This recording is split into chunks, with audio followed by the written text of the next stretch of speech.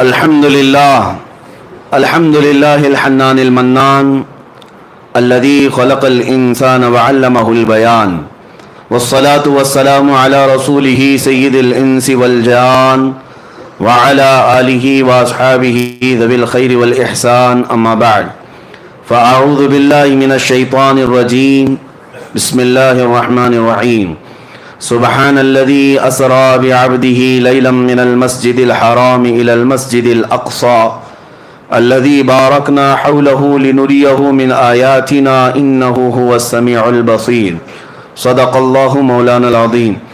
بارگاہ رسالت معاب صلی اللہ علیہ وسلم میں درود پاک کا ہدیہ پیش کریں. اللہم صلی علی سیدنا و مولانا محمد معدن الجود والکرم وآلہ واصحابہ الکرام وابنہ الکریم وبارک وسلم صلاة دائمتا سرمدا ابدا. عرش پہ تازہ چھیڑ چھاڑ، فرش پہ طرفہ دھوم دھام، کان جدھر لگائیے تیری ہی داستان ہے. عزیزان گرامی وقار، آج کی یہ پاکیزہ محفل نبی رحمت شفیع امت آقا نامدار مدینے کے تاجدار روحی فدا محمد الرسول اللہ صلی اللہ تعالی علیہ وسلم کے سفر معراج کی یاد کا حسین موقع اپنی زندگیوں میں اس کے انوار و تجلیات لوٹنے کا اور اپنی نسلوں تک اس عقیدے کو منتقل کرنے کا آج حسین موقع ہے. یہ رات شب معراج کے نام سے پوری دنیا میں پہچانی جاتی ہے. آج یہ کھچا کھچ بھرا ہوا مجمع جو مصطفیٰ کریم صلی اللہ علیہ وسلم کے سفر معراج کو سننے آیا ہے اور اپنی زندگی میں پہلی بار نہیں سن رہے ہیں، ہر سال سنتے ہیں. ابھی نعت گو شاعر نے آپ سے یہ کہا کہ مجھے دیکھنے یہ لوگ آئے ہیں. نہیں میرے عزیزو، حقیقت میں یہاں پر میرے مصطفیٰ کو سننے کے لیے آئے. اور ایک حقیقت میں آپ کو بتا دوں، معراج کی محفل میں آنے کا ایک عظیم مقصد سب کا یہ ہے کہ دل میں جو ہے وہ چہرے پر عیاں ہوتا ہے. آج جو ہے منافق بھی پہچانا جاتا ہے اور مومن بھی پہچانا جاتا ہے. ہم معراج کی محفل میں آتے ہیں یہ بتانے کے لیے کہ ابو جہل والے ہیں یا ابو بکر صدیق والے ہیں. وہ اندھیریاں، وہ سناٹے، وہ ویرانیاں کہیں اور ہوں گی، لیکن سنیوں کی مسجد میں اجالے ہی اجالے. اس لیے کہ ہم رسول اللہ کے، جنت رسول اللہ کی، اور نور والے رسول ہیں تو محفلیں بھی نور ہی نور ہے. الحمدللہ میں سب سے پہلے آپ کو مبارکبادی پیش کرتا ہوں کہ اللہ تبارک و تعالیٰ نے تمہیں اجالوں میں رکھا اور قبر میں بھی اللہ میرے مصطفیٰ کا اجالہ نصیب فرمایا. جن راتوں کو تم نے اجالا کیا ہے یہ میرے مصطفیٰ کی یاد میں اجالا کیا ہے. ہاں، لوگوں کو آج ہزار اعتراضات ہونے دو، معراج کہاں سے ثابت ہے، معراج کی شب میں مسجدوں کو لائٹنگ کیوں کیا جاتا ہے، کیوں قمقمے لگائے جاتے ہیں، کیوں سجایا جاتا ہے، یہ سب اعتراضات چھوڑو. یہ ایمان و نفاق کی بات ہے، ایمان و نفاق کی بات ہے. میں تو یہی بات جانتا ہوں کہ تمہیں تمہارے چور بیٹوں کے برتھڈے پر سجانے میں کوئی اعتراض نہیں ہوتا، تمہارے ناجائز ہیپی اینیورسری میں سجانے کو کوئی اعتراض نہیں ہوتا، اور ہمیں کائنات کے دولہا کے آنے پر سجانے میں یہ اللہ تعالیٰ کی عطائیں اپنے اپنے نصیب کی بات ہے. تمہیں چوروں کی خوشیاں مبارک، ہمیں رسول پاک کی معراج مبارک. ہم نبی پاک صلی اللہ تعالیٰ علیہ وسلم سے ریلیٹڈ ہر چیز کی خوشی دھوم دھام سے مناتے ہیں، اور اللہ نے سنیوں کو ہی یہ حصہ عطا کیا ہے، میلاد بھی تم ہی مناؤ، معراج بھی تم ہی مناؤ. ہاں، نبی پاک صلی اللہ تعالیٰ علیہ وسلم سے ریلیٹڈ ہر چیز تمہیں وراثت میں دی گئی ہے. ہاں، جن کا حصہ نہیں ہے، جن کا نصیبہ نہیں ہے، مولا نے انہیں دنیا میں بھی محروم رکھا ہے، اور انشاءاللہ قیامت میں دیکھنا ہے. عرش حق ہے مسند رفعت رسول اللہ کی، دیکھنی ہے حشر میں عزت رسول اللہ کی، دیکھنی ہے حشر میں عزت رسول اللہ کی. حقیقت میں آپ کو بتاؤں، معراج کا واقعہ سنتے آتے ہیں ہم بچپن سے، اور پھر ہم اس کو دہراتے بھی ہیں اس لیے کہ بچے جوان ہو رہے ہیں، جوان بوڑھے ہوتے جا رہے ہیں، اور حالات ایسے کہ روز روز नई तहकीकात और नई नई अफवाहें, किसी की तरफ से एतराज़, किसी की तरफ से शक डालना, लेकिन ये महफिलें हर साल आती हैं और हमारे जहनों से शक के गुबार को दूर करके यकीन पैदा करती हैं, और हम अपने बच्चों में ये अकीदा ट्रांसफ़र करते जाएंगे और यही बात बताते जाएंगे अपने बच्चों को कि नबी पाक सल्लल्लाहु ताला अलैहि वसल्लम की मेराज ये सिर्फ और सिर्फ एक वाक़या नहीं है, एक कसौटी है पहचानने की, एक कसौटी है पहचानने की। मानते हो कि नहीं मानते हो, ये देखा जाएगा, क्योंकि मेरे आका सल्लल्लाहु ताला अलैहि वसल्लम को अल्लाह ने बहुत सारी खुसूसियात अता की, सब हुजूर ने कौम में नहीं बताई। हुजूर को बहुत कुछ अता किया गया है, सब उम्मत के सामने मेरे आका ने नहीं बताई, लेकिन मेराज का सफर हुजूर करके आए, बताना क्या जरूरी था? हुजूर को अल्लाह ने नवाजा है, नबी पाक सल्लल्लाहु ताला अलैहि वसल्लम को कुर्ब में बुलाया है, सारी नेमतें अल्लाह ने अपने हबीब को अता की, लेकिन आकर के मेरे आका ने उम्मत के सामने रखा क्यों, बताया क्यों? इसीलिए कि अब देखा जाएगा मोमिन कौन है, मुनाफिक कौन है, ये बताना हुजूर पाक सल्लल्लाहु ताला अलैहि वसल्लम की सुन्नत है। और जो आज भौंकते हैं उन मौलवियों को मैं कहता हूं, हुजूर ने मेराज का वाकया खुद बयान किया, आज तक सुन्नियों की मजलिस से जो जो आलिम बयान करता है वो मेरे मुस्तफ़ा की सुन्नत पर अमल करता है। मेराज का वाकया बयान करना खुद मेरे आका सल्लल्लाहु अलैहि वसल्लम की सुन्नत मुबारका है, हम उस अजीम सुन्नत को जिंदा करने आए हैं। मेरे अजीजों, मेराज का सफर जो है वह हकीकत में एक मौजज़ा है, वो एक मौजज़ा है। मौजज़ा किसे कहते हैं, यहाँ पर बहुत सारी मुझे आज बहस करनी है इल्मी एतबार से, दलाइल की रोशनी में, लेकिन उससे पहले मुख्तसर अंदाज में मैं वाक़या मेराज को अर्ज किए देता हूँ। मेराज का सफ़र पहले सुन लेते हैं और उस पर आने वाले एतराज़ात, चाहे वो जदीद टेक्नोलॉजी के दौर में साइंस के एतबार से कोई या किसी भी अपनी मन घड़त तावीलात की बुनियाद पर एतराज़ करता है, तो हम उसका शाफी व काफ़ी जवाब रखते हैं। अल्हम्दुलिल्लाह नबी पाक सल्लल्लाहु ताला अलैहि वसल्लम के ऐलान नबूवत के बाद मुसलसल कुफार और मुशरिकीन की तरफ से तकलीफ़ें बढ़ती जाती थीं, हर दिन एक नया फितना, हर दिन सहाबा की आजमाइश। नबी रहमत सल्लल्लाहु ताला अलैहि वसल्लम को किस तरह की अजियतें दी गई, बायकाट किया गया, सोशल बायकाट किया गया, नबी पाक सल्लल्लाहु अलैहि वसल्लम के ग़ुलामों को मारा गया, कत्ल किया गया, शहीद किया गया, सब देखा। नबी पाक सल्लल्लाहु ताला अलैहि वसल्लम ने ऐलान नबूवत के 10वें साल के बाद गमगीन थे, आपका कल्ब अतहर गमगीन था। अल्लाह रब्बुल इज़्ज़त ने यही 26वीं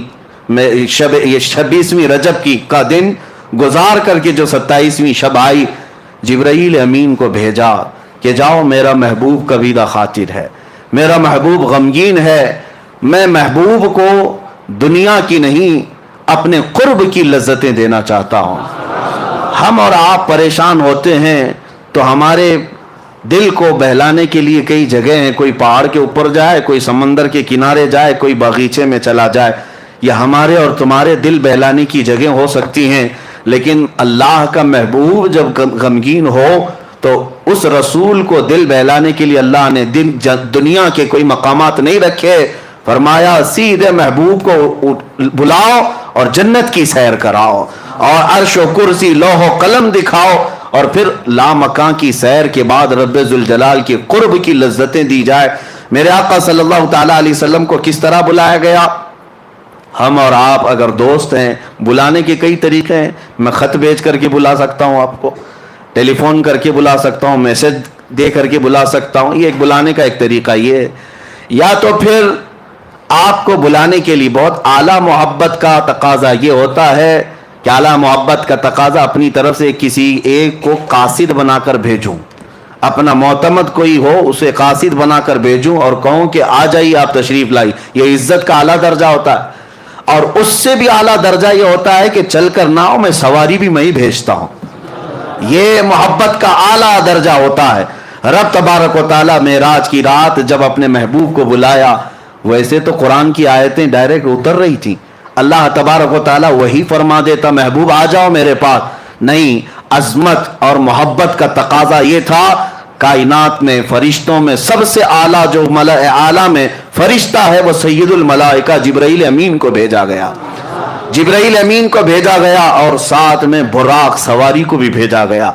महबूब मेरा जिब्राईल के उठाने के बाद बुराक पर सवारी करते हुए आए, ورنہ میرے آقا صلی اللہ علیہ وسلم کو براق کی بھی ضرورت نہیں تھی، براق سواری کی بھی ضرورت نہیں تھی، کیونکہ براق ایک سواری ہے۔ آخر میں آپ معراج کے واقعے میں سنیں گے براق سواری بھی ایک جگہ جا کر کے رک گئی، اس کی لمٹ ختم ہو گئی، اس کے بعد کون چلا؟ سدرا سے بھی آگے کون گیا؟ جبرائیل امین سے پوچھو، وہاں سے بھی آگے کون گیا؟ ضرورت نہیں تھی، لیکن یہ عظمت ہے، یہ عزت ہے حضور پاک صلی اللہ تعالیٰ علیہ وسلم سے اللہ تبارک و تعالیٰ جو محبت فرماتا ہے اس محبت کا تقاضا ہے۔ اب نبی پاک صلی اللہ علیہ وسلم کی حدیث سنتے ہیں، حضور نے خود فرمایا میں حتیم حرم میں یا حرم کا جو حصہ ہے مطاف، وہاں پر حضور صلی اللہ تعالیٰ علیہ وسلم آرام فرما رہے تھے، جبرائیل امین رات کے وقت آئے، 3 مرتبہ حضور پاک صلی اللہ علیہ وسلم کے پاس وہ آئے، اور تیسری مرتبہ حضور صلی اللہ تعالیٰ علیہ وسلم جب بیدار ہوئے تو عرض کیا کہ آقا رب ذوالجلال آپ کو اپنے جلوہ خاص میں دعوت دے رہا ہے، آپ چلیں سفر پر۔ حضور کو اٹھایا، اور اتنا ہی نہیں بلکہ چاہے زمزم کے پاس لے جا کر حضور پاک صلی اللہ علیہ وسلم کا سینہ اطہر چاک کیا گیا، آپ کا دل مبارک نکالا گیا، اور جنت کی ایک تشتری میں انوار و تجلیات سے بھرا ہوا پانی تھا، اس پانی سے رسول کریم صلی اللہ علیہ وسلم کے قلب اطہر کو دھویا گیا، پھر دوبارہ آپ کے سینے مبارکہ میں رکھا گیا، اور اس کے بعد پھر جبرائیل امین نے عرض کیا براق سواری آپ کے لیے تیار ہے۔ نبی پاک صلی اللہ تعالیٰ علیہ وسلم جب براق کے پاس گئے، یہ سواری نہ پہلے آپ سے کسی کو دی گئی اور نہ قیامت تک کسی کو دی جائے گی، وہ رسول کریم صلی اللہ علیہ وسلم کا خاصہ ہے۔ وہ براق کیسی سواری تھی؟ خود حضور فرماتے ہیں خچر سے تھوڑا سا چھوٹی اور گدھے سے تھوڑا سا بڑی، خچر اور گدھے کے درمیانی حصہ تھا، اور اس سواری پر جب حضور صلی اللہ علیہ وسلم تشریف لے جانے لگے، وہ شوق سے اچھل کود کرنے لگا۔ جبرائیل امین علیہ الصلوۃ والتسلیم نے ارشاد فرمایا براق تجھے معلوم نہیں سید الانبیاء تجھ پر سواری کر رہے ہیں؟ براق نے یہی کہا کہ اسی شوق میں اور اسی مست و شادمانی میں رقص کنا ہوں، اور نبی پاک صلی اللہ علیہ وسلم اس پر جب سوار ہوئے تو اس براق کی تیز رفتاری کا عالم یہ تھا جہاں تک نظر پڑتی ہے اس کا پہلا قدم ہوا کرتا۔ اب وہ سواری سے میرے آقا صلی اللہ تعالیٰ علیہ وسلم نکلے، اور آپ کے سفر کی جو پہلی منزل تھی وہ بیت المقدس، تقریباً مکہ مکرمہ سے بیت المقدس کا سفر 1400 کلومیٹر کے فاصلے پر ہوتا ہے، 1400 یا 1500 اس وقت کے میل کا حساب جو بتایا گیا ہے۔ عزیزان گرامی، جب رسول کریم صلی اللہ تعالیٰ علیہ وسلم وہاں پر تشریف لے گئے، میں ایک ایک چیز پر آپ توجہ دیں۔ جبرائیل امین دروازے کے باہر کھڑے ہو گئے، اور حضور صلی اللہ علیہ وسلم اپنی سواری سے اترے۔ حضور فرماتے ہیں بیت المقدس کا دروازہ کھلا ہوا تھا، باب محمد اس کو کہا گیا، باب محمد کھلا ہوا تھا۔ رات کے وقت، کتنی رات گزری یہ پتہ نہیں، لیکن رات کے وقت مسجد کا دروازہ کھلا ہوا تھا، باہر پتھر لگے ہوئے تھے۔ جبرائیل امین نے ایک پتھر میں اپنی انگلی سے سوراخ کیا اور براق سواری کے رسی کو وہاں پر باندھ دیا، جیسے گھوڑے کو باندھا جاتا ہے وہاں آپ نے ایک سوراخ کیا، اور اس سوراخ میں براق کے گلے سے جو رسی تھی اس رسی کو لگا دیا۔ اب رسول کریم صلی اللہ تعالیٰ علیہ وسلم بیت المقدس میں اندر تشریف لائے تو دیکھا آدم علیہ السلام سے لے کر عیسیٰ علیہ السلام تک جتنے نبی تھے سب بستہ وہاں پر کھڑے تھے، سب کے سب وہاں پر کھڑے ہوئے تھے۔ اعلیٰ حضرت امام اہل سنت فاضل بریلوی فرماتے ہیں نماز اقصا میں تھا یہی سر، آیا ہو مانے اول و آخر، کہ صف بستہ پیچھے ہیں حاضر جو سلطنت آگے کر گئے تھے۔ سارے بادشاہ اپنے زمانے کے وہ انبیاء اکرام علیہ السلام تھے، لیکن آج وہ مقتدی بن کر کھڑے ہوئے تھے۔ سب سے آگے میرے آقا صلی اللہ تعالیٰ علیہ وسلم مصلی امامت پر گئے، اور ان تمام نبیوں کی میرے آقا نے امامت فرمائی۔ وہ کون سی نماز تھی؟ معراج کی شب حضور صلی اللہ علیہ وسلم نے جو انبیاء کو پڑھائی، یہ نماز امتیوں کی نمازوں کی طرح نہیں ہے، وہ نبیوں کے لیے خاص نماز تھی۔ اس جماعت کا امام بھی خاص تھا اور مقتدی بھی خاص تھے۔ اس نماز کے بعد ایسا ہی نہیں ہے کہ نماز ہو گئی، بلکہ اولو العزم جتنے انبیاء کرام مرسلین اعظام تھے، ان سب نے حضور صلی اللہ تعالیٰ علیہ وسلم کی تعریف میں قصیدے سنائے۔ حضرت ابراہیم علیہ السلام نے میرے آقا صلی اللہ علیہ وسلم کی تعریف سنائی، حضرت موسیٰ علیہ السلام نے تعریف سنائی, حضرت اسماعیل علیہ السلام نے تعریف سنائی. یعنی یہ بھی آپ دیکھیں, محفل مصطفیٰ جب لگی ہوتی ہے, پہلے جو ہم نعتیں پڑھتے ہیں یا سنتے ہیں یہ انبیاء کی سنتیں ہیں, انبیاء اکرام کی سنتیں ہیں. حضور صلی اللہ تعالیٰ علیہ وسلم کے قصیدے سنائے. پھر نبی پاک صلی اللہ تعالیٰ علیہ وسلم بیت المقدس سے نکلتے ہیں. یہ سفر میں پورے معراج کے سفر کو 3 مرحلوں میں بتاتا ہوں. 3 مرحلے, 3 سٹیپ. پہلا مرحلہ مسجد حرم سے بیت المقدس تک, اور دوسرا مرحلہ یہاں سے شروع ہوتا ہے اب آسمانوں کا. یہاں سے نبی پاک صلی اللہ تعالیٰ علیہ وسلم آسمانوں کی طرف نکلے. اب آسمانوں کا سفر, پہلے آسمان پر گئے, دروازہ ہے آسمان میں, جبرائیل امین نے دروازے کھولنے کا حکم دیا. دربان نے پوچھا کون ہے, کہا محمد عربی صلی اللہ تعالیٰ علیہ وسلم آئے ہوئے ہیں. دروازہ کھول دیا گیا. پہلے آسمان پر جب گئے, وہاں حضرت آدم علیہ السلام سے میرے آقا کی ملاقات ہوئی. وہاں پر ملاقات کے بعد دوسرے آسمان پر حضور صلی اللہ علیہ وسلم تشریف لے گئے. یہ ایسا نہ سمجھے کہ ایک گیٹ سے دوسرے گیٹ جا رہے ہیں. ایک آسمان سے دوسرے آسمان کا سفر رسول کریم صلی اللہ علیہ وسلم کی احادیث کی روشنی میں 500 سال کی مسافت کا ہے, 500 سال کی مسافت کا. اور وہ میرے آقا صلی اللہ تعالیٰ علیہ وسلم دم زدن میں طے کرتے چلے گئے. یہ کیسے ہوا اور کیسے ممکن ہو سکتا ہے, اس پر ہم بعد میں بحث کرتے ہیں. دوسرے آسمان پر جب نبی پاک صلی اللہ علیہ وسلم تشریف لے گئے, وہاں پر بھی دروازہ کھولا گیا. دوسرے آسمان پر عیسیٰ علیہ السلام اور یحییٰ علیہ السلام سے ملاقات ہوئی. تیسرے آسمان پر گئے رسول کریم صلی اللہ تعالیٰ علیہ وسلم, وہاں حضرت یوسف علیہ السلام سے ملاقات ہوئی. چوتھے آسمان پر گئے, نبی پاک صلی اللہ تعالیٰ علیہ وسلم کی وہاں پر ملاقات حضرت ادریس علیہ السلام سے ہوئی, حضرت ہارون علیہ السلام سے. پانچویں آسمان پر حضرت ادریس علیہ السلام سے ملاقات ہوئی. چھٹے آسمان پر اولو العزم پیغمبروں میں سے سیدنا کلیم اللہ موسیٰ علیہ السلام سے ملاقات ہوئی. ان کے بعد پھر 7ویں آسمان پر پہنچے. ہر آسمان کی شکل الگ, ہر آسمان کی حیت الگ, ہر آسمان کے دروازے الگ, ہر آسمان میں فرشتے بھی الگ. 7ویں آسمان پر جب گئے, نبی پاک صلی اللہ علیہ وسلم نے دیکھا ابو الانبیاء حضرت ابراہیم علیہ السلام وہاں پر تھے, ان سے ملاقات ہوئی. نبی پاک صلی اللہ تعالیٰ علیہ وسلم نے سب سے ملاقاتیں کی, سب سے بات چیت بھی فرمائی. اور اس کے بعد سدرۃ المنتہا پہنچے. سدرۃ المنتہا کیا ہے؟ ایک بیری کا درخت, ایک ایسا درخت جس کی لمبائی چوڑائی کو تم تصور میں بھی نہیں لا سکتے, تصور میں بھی نہیں لا سکتے. یہ پوری دنیا اس کے ایک پتے کے برابر بھی نہیں, پوری دنیا اس درخت کے پتے کے برابر نہیں. سدرۃ المنتہا وہ ایک جھاڑی ہے جس کے ارد گرد اللہ کے تمام فرشتے ہیں. سدرۃ المنتہا یہ جبرائیل امین علیہ الصلوۃ والتسلیم کا آخری مقام ہے. وہاں پہنچنے کے بعد اب جتنے فرشتے اللہ تعالیٰ کے ہیں سب ہجوم در ہجوم آنے لگے. اور یہ حدیث پاک میں ہے, سارے فرشتے آ کر اللہ رب العزت کی بارگاہ میں عرض کرنے لگے, اے مولا آج تیرا محبوب تیرے قرب کے اور تیرے وصال کی لذتیں پانے کے لیے سفر معراج پر آیا ہے. اس سے بہتر موقع ہمیں نہیں ملے گا, ایک بار تیرے حبیب کے دیدار کا موقع عطا کیا جائے. اللہ رب العزت کی طرف سے ملائے اعلیٰ تمام فرشتوں کو اجازت دی گئی. حضور صلی اللہ تعالیٰ علیہ وسلم ارشاد فرماتے ہیں, میں سدرۃ المنتہا کے پاس تھا, فرشتے ہجوم در ہجوم آتے اور زیارت کرتے, درود پڑھتے اور نکلتے چلے جاتے. وہ کیسا سما تھا, وہ کیسا نور کا وہ ماحول تھا کہ اس لمحے, یہ کتنے لمحے گزرا, کتنا زمانہ گزرا, ہم میں سے کوئی ادراک نہیں کر سکتا, تصور نہیں کر سکتا. سدرۃ المنتہا کے سفر کے بعد یہ دوسرا مرحلہ ختم ہوا. یہ سیکنڈ سٹیپ, 3 سٹیپ میں بتا رہا ہوں.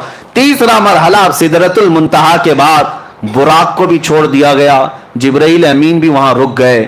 اور حضور صلی اللہ علیہ وسلم نے ان سے کہا کہ چلو جبرائیل آگے. تو جبرائیل کہنے لگے, لو دنوت انملتن, اگر میں ایک رائی کے دانے کے برابر بھی آگے بڑھ جاؤں تو اللہ کی تجلی سے میرے پر جل جائیں گے. اس سے زیادہ کی لمٹ نہیں ہے, اس سے آگے نہیں جا سکتا. آپ تشریف لے جائیں, آپ کا رب آپ کا حامی و ناصر ہے. نبی پاک صلی اللہ علیہ وسلم اس کے آگے کا جو سفر فرماتے ہیں. پھر بھی ابھی ایک سواری لائی گئی جس کو رفرف کہا گیا. رفرف یہ براق سے بھی کئی ہزار درجے تیز رفتار, براق سے کئی ہزار درجے تیز رفتار. اس میں جب نبی پاک صلی اللہ تعالیٰ علیہ وسلم سوار ہوئے تو جہاں تک جبرائیل کی نظریں جاتی تھی وہاں تک رف رف گیا. پھر حضور صلی اللہ تعالیٰ علیہ وسلم کو رف رف سے بھی اترنے کا حکم ہوا. رف رف سے جب آپ صلی اللہ علیہ وسلم اتر آئے تو اس سواری کو بھی چھوڑ دیا گیا. اب حکم ہوا کہ اب محبوب اکیلے جائیں, اس سے آگے اب کسی کا سفر نہیں ہے, اب آپ اکیلے جائیں. اب جس جگہ میرے آقا صلی اللہ علیہ وسلم گئے اس کو کہتے ہیں لا مکان. اس کو کیا کہتے ہیں؟ لا مکان. لا مکان کا مطلب ہوتا ہے مکان ہے ہی نہیں, جگہ ہے ہی نہیں. کیا بولو گے اس کو؟ اس کا نام کیا ہے؟ اس کا نام کیا؟ اچھا, اور دوسری بات, وہ کہاں ہے, کیسا ہے, کدھر ہے, یہ بھی نہیں پتا. ہم یہاں ہیں تو ہمارے جہتیں ہیں, 6 جہت مشہور ہے. جہت کس کو کہتے ہیں؟ ڈائریکشنز کو.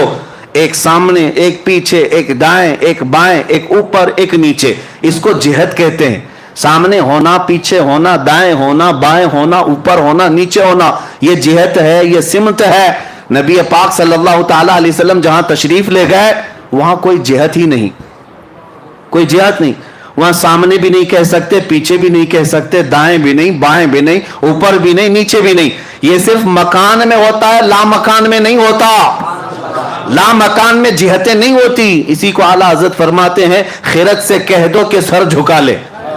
خرد کہتے ہیں عقل کو, عقل کے گھوڑے دوڑانے والوں, خرد سے کہہ دو کہ سر جھکا لے. یہاں جہت کو پڑے ہیں لالے, یعنی جہت جو ہے سمت ان کو خود ہی نہیں معلوم. اعلیٰ حضرت فرماتے ہیں یہاں جہت کو پڑے ہیں لالے, کسے بتائیں کدھر گئے تھے. نبی پاک صلی اللہ تعالیٰ علیہ وسلم کدھر گئے تھے, کون بتائے؟ ادھر گئے تھے کہ ادھر گئے تھے, ادھر گئے تھے کہ ادھر گئے تھے. اعلیٰ حضرت فرماتے ہیں ادھر ادھر بھی مکان میں ہے, لا مکان میں ہے ہی نہیں. لا مکان میں ادھر ادھر بھی نہیں, یہاں وہاں بھی نہیں, بلکہ وہ لا مکان ہے. اب رسول پاک صلی اللہ علیہ وسلم کا وہ نوری سفر یہ تیسرے مرحلے کا ہے. اب میں آپ کو بتاؤں 3 سفروں کے لیے 3 الگ الگ شان میرے مصطفیٰ کو دی گئی ہے, الگ الگ شان. ظاہر سی بات ہے میں آپ کو بتاؤں ہر سفر کے کپڑے الگ ہوتے ہیں, ہر سفر کے کپڑے الگ ہوتے ہیں. کشمیر جاؤ تو ٹھنڈی کا لباس لے کے جاؤ. ہاں اکثر ٹھنڈیوں کے موسم میں یوں ہی نہیں جاتے, کسی گرم جگہ پر جا رہے ہوں تو وہاں کے کپڑے الگ ہوتے ہیں. ہر جگہ کے کپڑے الگ ہوتے ہیں. جہاں کا سفر کرنا ہے ویسا لباس, ویسا کھانا. اب نبی پاک صلی اللہ تعالیٰ علیہ وسلم کے اس سفر میں ائمہ اکرام نے فرمایا پہلا سفر جو تھا وہ عالم بشریت کا تھا. مسجد حرم سے مسجد اقصی تک یہ عالم بشریت کا سفر تھا, بشریت کا. اور اب سے یہاں سے بیت المقدس سے سدرۃ المنتہا تک نبی پاک صلی اللہ علیہ وسلم کی نورانیت کا سفر تھا. اور سدرۃ المنتہا سے عرش الہی اور لامکاں کا سفر حقیقت محمدیہ کا تھا. اب اس حقیقت محمدیہ کو کوئی پہچان نہیں سکتا. بشریت بھی میرے آقا میں ہے, نورانیت بھی میرے آقا میں ہے, اور حقیقت بھی میرے آقا میں ہے. اور ہر جگہ کا لباس الگ ہے, اور ہر جگہ کی معراج ہوئی. ہر جگہ کی معراج کسے کہتے ہیں؟ عروج کو, بلندی کو. ہر جگہ وہ چیز میرے آقا کو دی گئی جس کو عام انسان کر ہی نہیں سکتا, عام انسان کر ہی نہیں سکتا. بشریت میں میرے آقا کو ایسا لے جایا گیا کہ مسجد حرم سے مسجد اقصی تک کا سفر کتنے چھوٹے لمحے میں کرایا گیا. کیا کوئی یہ بشر کر سکتا ہے؟ یہ عالم بشریت کی معراج تھی, اور یہ بھی معجزہ ہے. اب بیت المقدس سے سدرۃ المنتہا کا سفر یہ نورانیت کا سفر ہے, اور وہ سفر بھی کوئی فرشتہ بھی نہیں کر سکتا. وہ نبی پاک صلی اللہ تعالیٰ علیہ وسلم کو معراج دی گئی. اب سدرۃ المنتہا سے رب ذوالجلال کی وصال اور قرب تک کی سب کا سفر یہ حقیقت محمدیہ کا سفر تھا. وہاں بھی معراج حضور کی بشریت کی بھی معراج ہے, نورانیت کی بھی معراج ہے, اور حقیقت کی بھی معراج ہے. ہر کیفیت اور ہر مرحلے کی معراج. اب یہ 3 مرحلوں سے جو سفر ہوا, اب میں آپ کو بتاؤں حضور رف رف کو چھوڑ کر پھر آگے کیسے گئے, آگے کیسے گئے, کدھر جاتے تھے, کہاں جاتے تھے.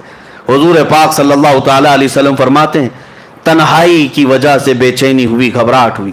کسی کو ہوتی ہے بشریت کا تقاضا ہو, یا ایسی جگہ پر پہلی مرتبہ آمد جو جگہ ہی نہیں, وہاں کیا ہے, صرف نور ہی نور ہے, صرف نور ہی نور. اور نور کا میں آپ کو بتاتا ہوں ایسا کیسے ہو سکتا ہے. لوگ سوچتے ہیں نا ایسا کیسے ہو سکتا ہے کہ آپ کہہ رہے ہیں دائیں بھی نہیں بائیں بھی نہیں آگے بھی نہیں پیچھے بھی نہیں، ایسا کیسے؟ نور کا یہی خاصہ ہے، نور کا یہی خاصہ، اس کی اسپیشلٹی یہی ہے۔ میں ابھی پوچھتا ہوں مسجد میں لائٹ لگی ہوئی ہے، لائٹ تو اوپر ہے، اجالا یہاں ہے، اب مجھے بتاؤ یہ اجالا سامنے ہے کہ پیچھے ہے کہ دائیں ہے کہ بائیں؟ اجالا کدھر ہے؟ کوئی کہہ سکتا ہے؟ آپ کہیں گے نیچے بھی ہے اوپر بھی ہے دائیں بھی ہے بائیں بھی، نہیں، میں کہتا ہوں ایک جگہ بتاؤ، ایک جگہ بتاؤ یہ اجالا کہاں ہے؟ تمہارے سامنے ہے کہ پیچھے ہے کہ دائیں ہے کہ بائیں ہے؟ آپ کو مجبوراً کہنا پڑے گا یہ اجالے کی کوئی سمت ہی نہیں ہوتی، یہ اجالے کی کوئی جہت ہی نہیں ہوتی، اس کا ڈائریکشن نہیں، یہ پھیلا ہوا ہے۔ نبی پاک صلی اللہ علیہ وسلم جس لامقام میں گئے تھے وہ نور علی نور ہے، وہاں کوئی سمت نہیں تھی۔ اب نبی پاک صلی اللہ تعالی علیہ وسلم جب آگے بڑھنے لگے پھر رک گئے، آگے بڑھنے لگے پھر رک گئے۔ سنو اب اے محبوب اب رک جائیں، آپ کا رب خود قریب آ رہا ہے۔ یہ اب محبت کے تقاضے، عظمت کے تقاضے، میں آپ کو بلایا ہوں بلا تشبیہ و بلا تمثیل، ذہنوں کو قریب کرنے کے لیے کہہ رہا ہوں، آپ سے میں محبت کرتا ہوں، بلایا میں اپنی جگہ پر، اپنے گھر پر، قاصد بھی بھیجا، سواری بھی بھیجا، آپ آئے میرے گھر، مجھے پتا چلا میں جس مہمان کو اور جس محبوب کو بلایا ہوں آیا ہوں۔ اب اور اعلیٰ محبت کا تقاضا یہ ہے میں اپنے گھر کے صوفے میں بیٹھ کر انتظار نہ کروں، دروازے سے نکل کر کے تمہارا استقبال کروں، نکل کر میں تمہارا استقبال کروں۔ یہ اعلیٰ درجے کی عظمت ہوا کرتی ہے، بلا تشبیہ بلا تمثیل۔ میرے مصطفیٰ رب ذوالجلال کے قرب میں جا رہے تھے، بلایا گیا قاصد بھیج کر، بلایا گیا سواری پر بٹھا کر، لیکن جب اس جگہ پر پہنچے جس جگہ کا نام ہی نہیں ہے، تو رب تبارک و تعالیٰ نے ارشاد فرمایا قف یا محمد ان ربک یصلی، اے محبوب رک جائیں، آپ کا رب خود قریب آ رہا ہے۔ اب کتنا قریب آیا، کتنا قریب آیا؟ اب سورہ نجم کی آیتیں سنو، رب تعالیٰ فرماتا ہے ثم دنا فتدلی فکان قاب قوسین او ادنا، پھر وہ قریب ہوا اور قریب ہوا، پھر وہ قریب ہوا اور قریب ہوا، اتنا کہ دو کمانوں کے بیچ کا جو حصہ ہوتا ہے اس سے بھی زیادہ قریب ہوا۔ اب یہ جو استعارہ اس کو کہتے ہیں عربی میں، تشبیہ دی گئی کمان سے، کمان کیوں؟ یہ بہت ہی نفیس بات ہے اس کے اندر، کمان سے بھی زیادہ قریب ہوا۔ آپ کبھی سنے آپ اپنی زبان میں کہ کمان سے بھی زیادہ قریب ہے؟ قاب قوسین، یہ قرآن پاک سورہ نجم میں قوسین کہتے ہیں، تیر کمان تو دیکھا ہوگا نا، ہاں کمان جو ہے وہ اس طرح سے گول، ہاف دائرہ، ہاف سرکل، یہ جو کمان ہے اس سے تشبیہ کیوں دی گئی؟ ایک دو کمانوں سے بھی کم کا فاصلہ رہ گیا۔ اصل میں لوگ یہ سمجھتے ہوں گے یہ جو تیر کمان ہے یہ نہیں ہے، عربوں کی ایک کہاوت ہے یہ، کیونکہ قرآن عربی میں نازل ہوا عربوں کو چیلنج کرتے ہوئے، ان کے ہاں جو محاورے چلتے تھے وہ کیا ہے پتہ ہے؟ عرب قبیلوں میں، عرب خاندانوں میں ایک دستور تھا، دو خاندان والے جب صلح کرتے، جب دو خاندان والے کوئی معاہدہ کرتے، ایگریمنٹ کرتے کہ آج سے ہم اور آپ سگے بھائی کی طرح ہیں، محبت میں ہم ایک دوسرے سے بہت قریب ہیں، تو کیا کرتے تھے پتہ ہے؟ ایک خاندان کا لیڈر دوسرے خاندان کا لیڈر دونوں میدان میں آتے اور دونوں کے ہاتھ میں کمان ہوتے تھے، توجہ سے سنیں، دونوں کے ہاتھوں میں کمان ہوتے اور تیر بھی ہوتے، دونوں محبت کا ایگریمنٹ کر رہے ہیں، دونوں دو خاندانوں میں جب صلح ہوتی اور محبت کا معاہدہ ہوتا تو یہ کرتے، دونوں کمان لے کر کے میدان میں آتے۔ اب کیا کرتے؟ اس قبیلے والا اپنا کمان اس کو دیتا، اس کا کمان خود لیتا، بدل ہوتے، عدل بدل، یہ اس قبیلے کی کمان لیتا اور وہ اس قبیلے کی کمان لیتا۔ اب کیا کرتے؟ سنیے عربوں کی محبت کے قصے، دونوں قبیلے والے تیر چلاتے اپنے اپنے کمانوں سے، تیر چلاتے، اور جب تیر جا کر گرتا تو دونوں خاندانوں والے نعرہ کیا لگاتے پتہ ہے؟ کہ تمہارا چلایا ہوا تیر ہمارا ہے، ہمارا چلایا ہوا تیر تمہارا ہے۔ یہ محبت کے لیے یہ طریقہ ہوتا تھا، قوسین اس کو کہتے، دو کمانوں کو، کہ جب بہت زیادہ قریب ہو جائیں تو میرا تیر تم چلاؤ، تمہارا تیر میں چلاؤں، لیکن بات یہ ہوگی سب میں کہ میرا چلایا ہوا تمہارا سمجھا جائے گا, تمہارا چلایا ہوا میرا سمجھا جائے گا. یا عربوں میں قریب ہونے کو مثال دی جاتی, بلا تشبیہ و بلا تمثیل. رب ذوالجلال نے قریب بلا کر کے یہ ارشاد فرمایا, وہ عربوں میں قوسین بدل کر کے قریب ہونے کی بات کرتے ہیں, میرا محبوب تو اس سے بھی زیادہ قریب ہوا. اور اسی کو اعلیٰ حضرت اپنے قصیدے میں فرماتے ہیں, میں تو مالک ہی کہوں گا کہ ہو مالک کے حبیب, میں تو مالک ہی کہوں گا کہ ہو مالک کے حبیب. یعنی محبوب و محب میں نہیں میرا تیرا, محبوب و محب میں نہیں میرا تیرا, جو کام خدا کا ہے وہ کام میرے رسول کا ہے. اور قرآن میں بھی ہے, جو رسول نے فرمایا اللہ فرماتا ہے یہ میرا کام ہے. تو یہ قرب کے لیے کہا گیا, اتنا قریب میرے آقا تشریف لے گئے. اب میں آپ کو بتاتا ہوں اس کے بعد کیا ہوا. اس کے بعد کیا ہوا, وہاں پر رب ذوالجلال کو محبوب رب نے, حضور پاک صلی اللہ تعالی علیہ وسلم نے اپنے ظاہری آنکھوں سے دیکھا, صرف تجلی کو نہیں پوری ذات الہی کو دیکھا. اب یہاں پر جو اعتراض ہے, قرآن پاک میں لا تدرکہ الابصار, اس کو کوئی آنکھ دیکھ نہیں سکتی, اس کو کوئی آنکھ دیکھ نہیں سکتی. یہ آیت پڑھ کر کے بعض لوگ یہ کہتے ہیں یہ ہو ہی نہیں سکتا, حضور کیسے دیکھ سکتے ہیں. لیکن میں ان سے کہتا ہوں اس آیت میں اللہ نے یہ نہیں فرمایا کہ میں عطا کروں تو بھی نہیں دیکھ سکتا, یہ تو نہیں فرمایا. کوئی آنکھ نہیں دیکھ سکتی یقین ہے, لیکن وہ خود کسی کو طاقت دے دے تو ممکن ہے, ممکن ہے. مولا کریم, اب میں آپ کو اسی بحث کی طرف لے جاؤں گا. پہلے اس معراج کے واقعے کو کمپلیٹ کرتے ہیں, کیونکہ یہ ہمارا دستور ہے, پورا آپ سن لیں. قریب اتنا ہوئے, اب اس کے بعد کتنی دیر رہے, کیا باتیں ہوئی, یہ محبوب و محب کے راز ہیں. فَأَوْحَا إِلَىٰ عَبْدِهِ مَا أَوْحَا, قرآن میں یہ ہے کہ اللہ نے اپنے حبیب پر وحی کی جو وحی کی. خود رب تعالیٰ نہیں بتایا, قرآن میں ہر چیز بتائی گئی ہے, لیکن وہاں اپنے حبیب کو کیا باتیں کی, اللہ فرماتا ہے فَأَوْحَا إِلَىٰ عَبْدِهِ مَا أَوْحَا, اپنے بندے خاص سے جو باتیں کرنی تھی کر لیا, رب ہو گئی باتیں. اب اس کے بعد رسول پاک صلی اللہ علیہ وسلم ارشاد فرماتے, اللہ عز و جل نے اپنے دست قدرت کو میرے سینے پر رکھا, جس کی ٹھنڈک میں نے اپنے دل میں محسوس کی, اور اس کے بعد میں نے زمین و آسمان کی ہر چھپی ہوئی چیز کو دیکھ لیا, ہر شے میرے سامنے عیاں ہو گئی. پھر اعلیٰ حضرت اسی کو فرماتے ہیں, یا رسول اللہ, سر عرش پر ہے تیری گزر, در فرش پر ہے تیری نظر, ملکوت و ملک میں نہیں کوئی شے وہ جو تجھ پہ عیاں نہیں, اور کوئی غیب کیا تم سے نہاں ہو بھلا, جب نہ خدا ہی چھپا. سب سے اعلیٰ دنیا میں کوئی چیز آپ کو لگتی ہو تو آپ اپنے اپنے حساب سے عقل سے سوچتے ہوں گے آسمان سب سے بلند ہے فلاں اس سے, لیکن پوری کائنات کو بنانے والا رب العالمین ہے. اس رب العالمین کو جب رسول پاک نے اپنی آنکھوں سے دیکھ لیا, خدا دیکھ لیا, تو پھر خدائی کیا رہ گئی. خدا کو دیکھ لیا تو پھر خدائی کوئی چیز باقی نہ رہی, سب دیکھ لیا میرے آقا صلی اللہ علیہ وسلم نے. اب رب العالمین کے جلوے خاص سے جب آنا تھا تب واپس ہوئے, اور کتنے سال تھے, کب آئے, یہ نوری سفر ہے, اس میں کوئی بتا نہیں سکتا.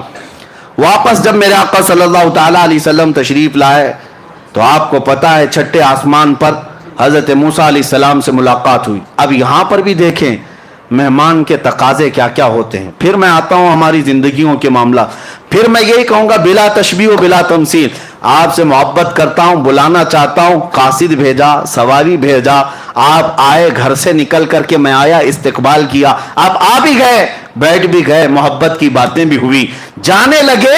محبت کا ایک اور عظیم اخلاقی اعتبار سے عظمت کی ایک نشانی یہ بھی ہے کہ جب محبوب جا رہا ہو تو خالی ہاتھ نہ جائے, مہمان جا رہا ہو تو خالی ہاتھ نہ جائے. محبوب آئے ہو عرش تک, محبوب آئے ہو معراج میں, جا رہے ہو تو تحفہ لے کر جاؤ.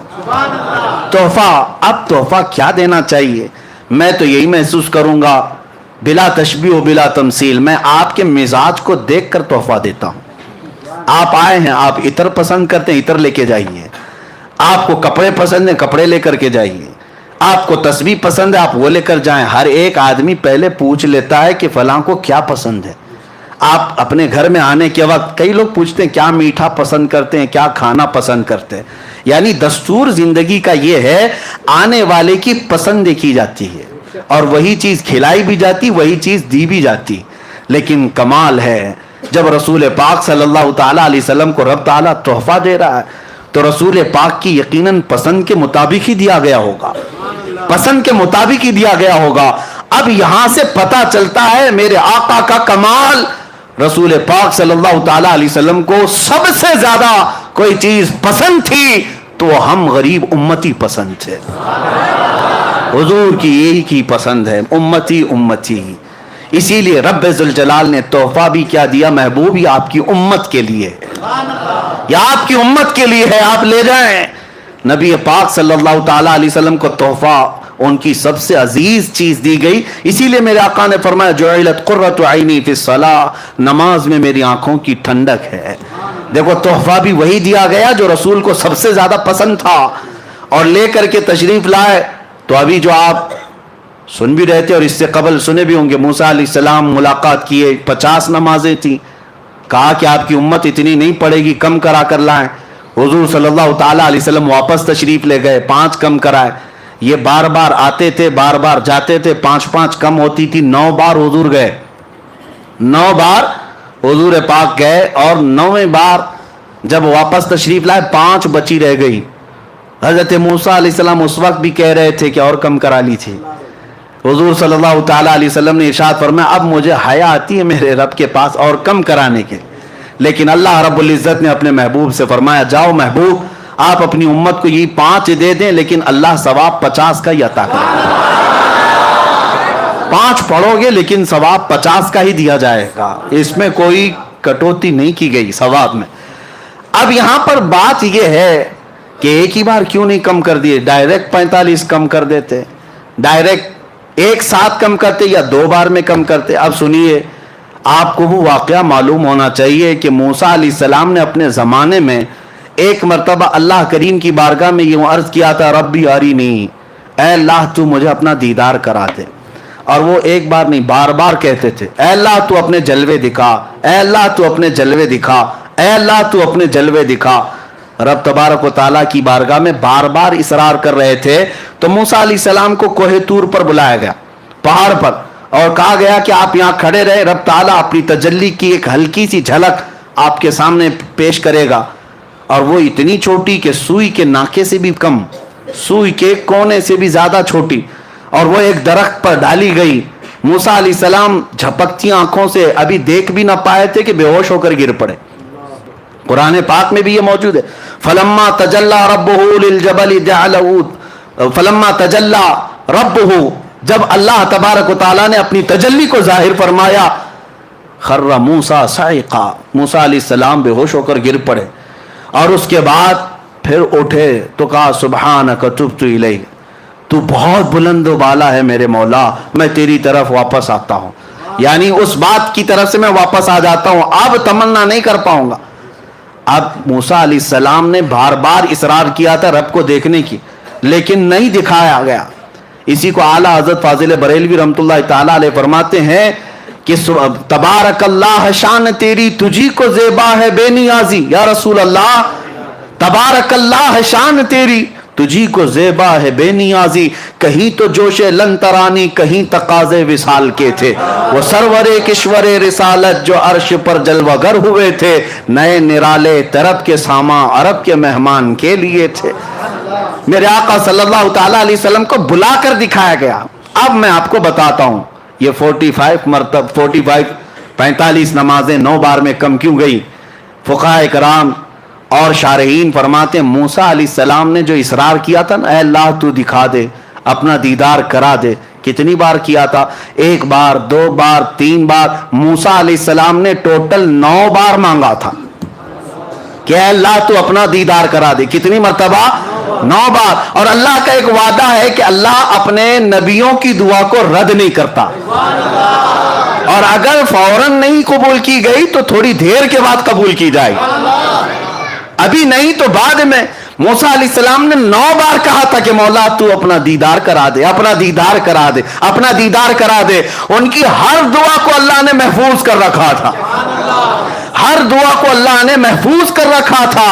ऐ मूसा वो वक्त भी आएगा जब तुझे जलवे दिखाए जाएंगे, लेकिन जब वो वक्त आया मेराज का, अब रब तबारक व तआला अपने हबीब को जब भेजा जियारत के बाद, छठे आसमान पर मूसा अलैहिस्सलाम से मुलाकात हुई तो रब का यही हुक्म था, मूसा तुम बज़ाहिर अपनी आंखों से डायरेक्ट तो नहीं देख सकते थे, अपने हबीब की आंखों में अब मेरे जलवे देखो।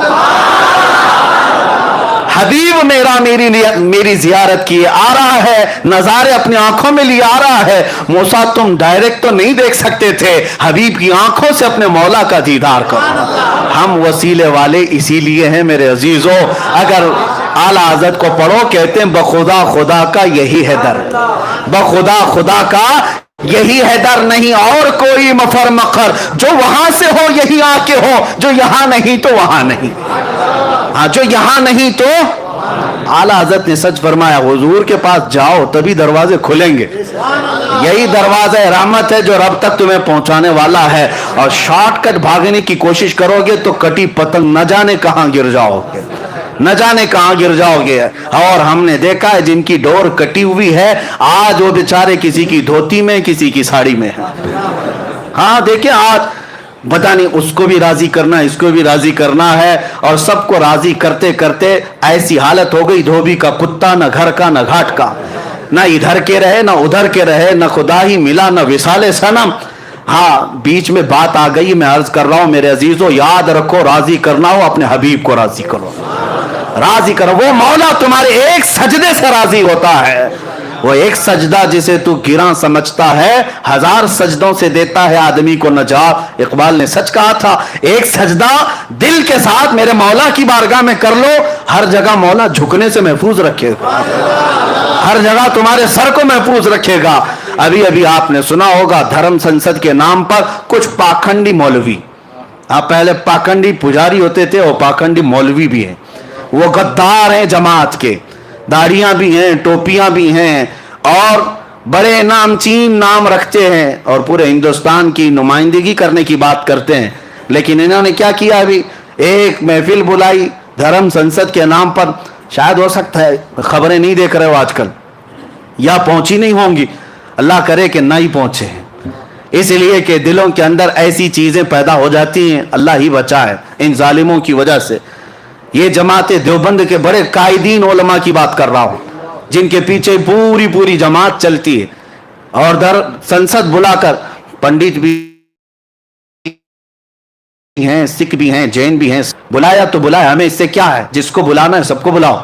लेकिन बैठे बैठे मौलवी साहब कहने लगे अल्लाह भी एक ही है, ओम भी एक ही है, जो अल्लाह कहेगा वो भी ठीक है, ओम कहेगा वो भी ठीक है, सब एक ही है। यही मैं कहता हूं कि कुछ को राजी करने के लिए उन्होंने किया तो स्टेज पर कि ये भी राजी हो जाएं, हुकूमत पर बैठे हुए कुत्ते थोड़े से हमें भी टुकड़े डाल दें, इसीलिए तो किया। लेकिन हुआ क्या, वहीं से छोड़ करके सारे चले गए और कहा मौलवी साहब तुम्हारे किस्से हम नहीं सुनेंगे। अल्लाह की पनाह, तुम इनको राजी करने के लिए कहां से कहां गिर पड़े, कहां से कहां गिर पड़े, ना इधर के रहे ना उधर के रहे। इसीलिए 100 साल पहले मेरे आला हजरत ने समझाया था, हाँ ऐ लोगों बेदार रहो, आंख से काजल साफ चुरा ले, यहाँ वो चोर भला के हैं। तेरी गठरी ताकी है और तूने नींद निकाली है, सोना जंगल रात अंधेरी छाई बदली काली है, सोने वालों जागते रहियो चोरों की। हाँ ये वही चोर हैं, ये वही चोर हैं।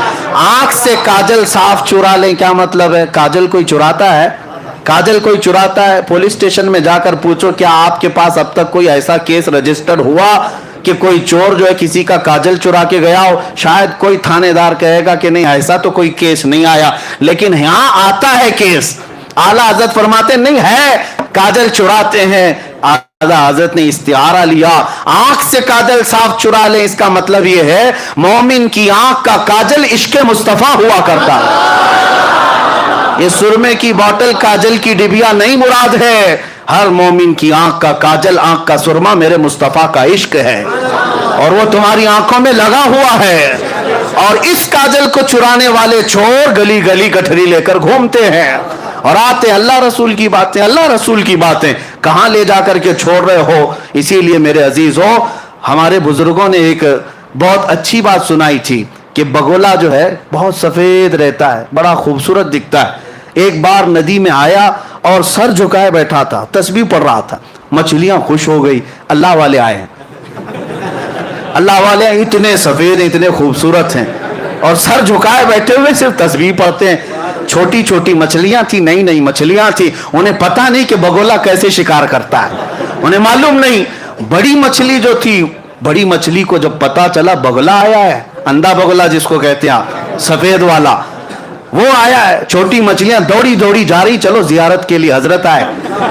بڑی مچھلی نے سمجھا نہیں میاں یہ تو چور ہے، یہ چور ہے، یہ ڈاکو ہے، جاؤ گے اچھک لے جائے گا.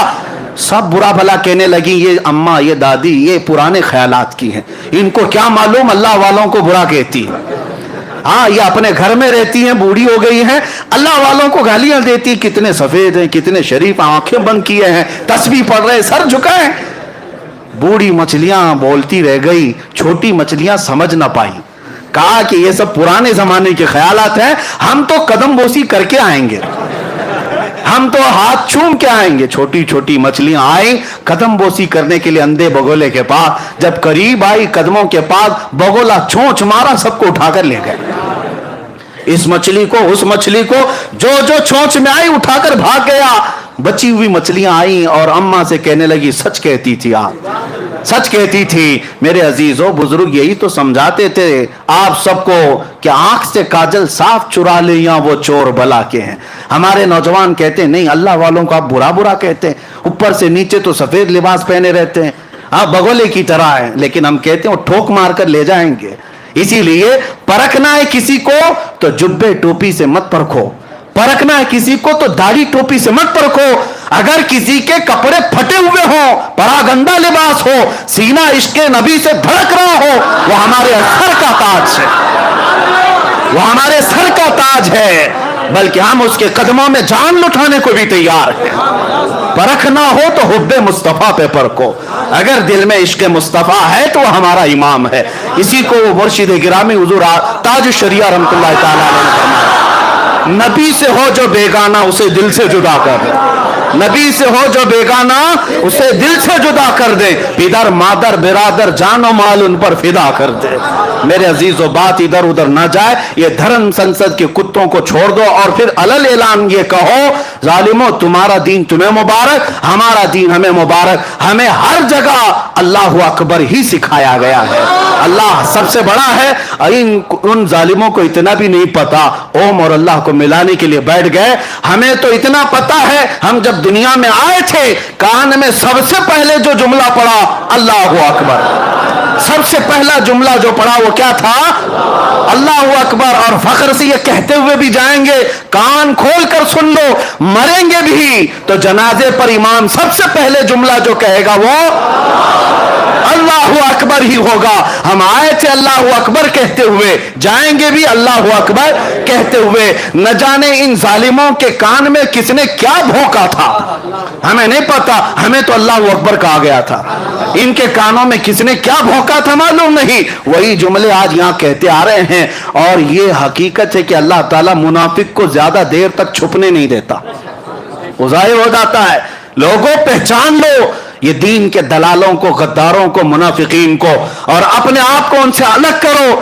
اور ان کو اگر یہ لگتا ہے آج جو سکتہ میں اس کے پیچھے چلنا چاہیے، اس کی ہمدردی لینے کے لیے تھوڑا بہت اس کے جھنڈے بھی لہرانا چاہیے، اس کی جماعت میں بھی جانا چاہیے، تھوڑا ان کی دعوت بھی کرنا چاہیے، اس لیے کہ ماحول ان کا ہے، ماحول ان کا ہے. جو اس طرح کی بات کہتے ہیں ان کو منہ پہ کہو گرگٹ ہو، تم گرگٹ ہو، جیسا رنگ ویسا تمہارا چہرہ بدلتا ہے. اللہ کا شکر ہے، کروڑا شکر ہے، ہم جس قوم سے وابستہ اہل سنت و جماعت، ہماری تاریخ ہے کہ ہم کبھی بکنے والوں میں نہیں تھے. الحمدللہ ہمارے پاس اسلاف کی قربانیاں ہیں، ہم تو اپنی چمڑیاں بھی چھلوا لیے.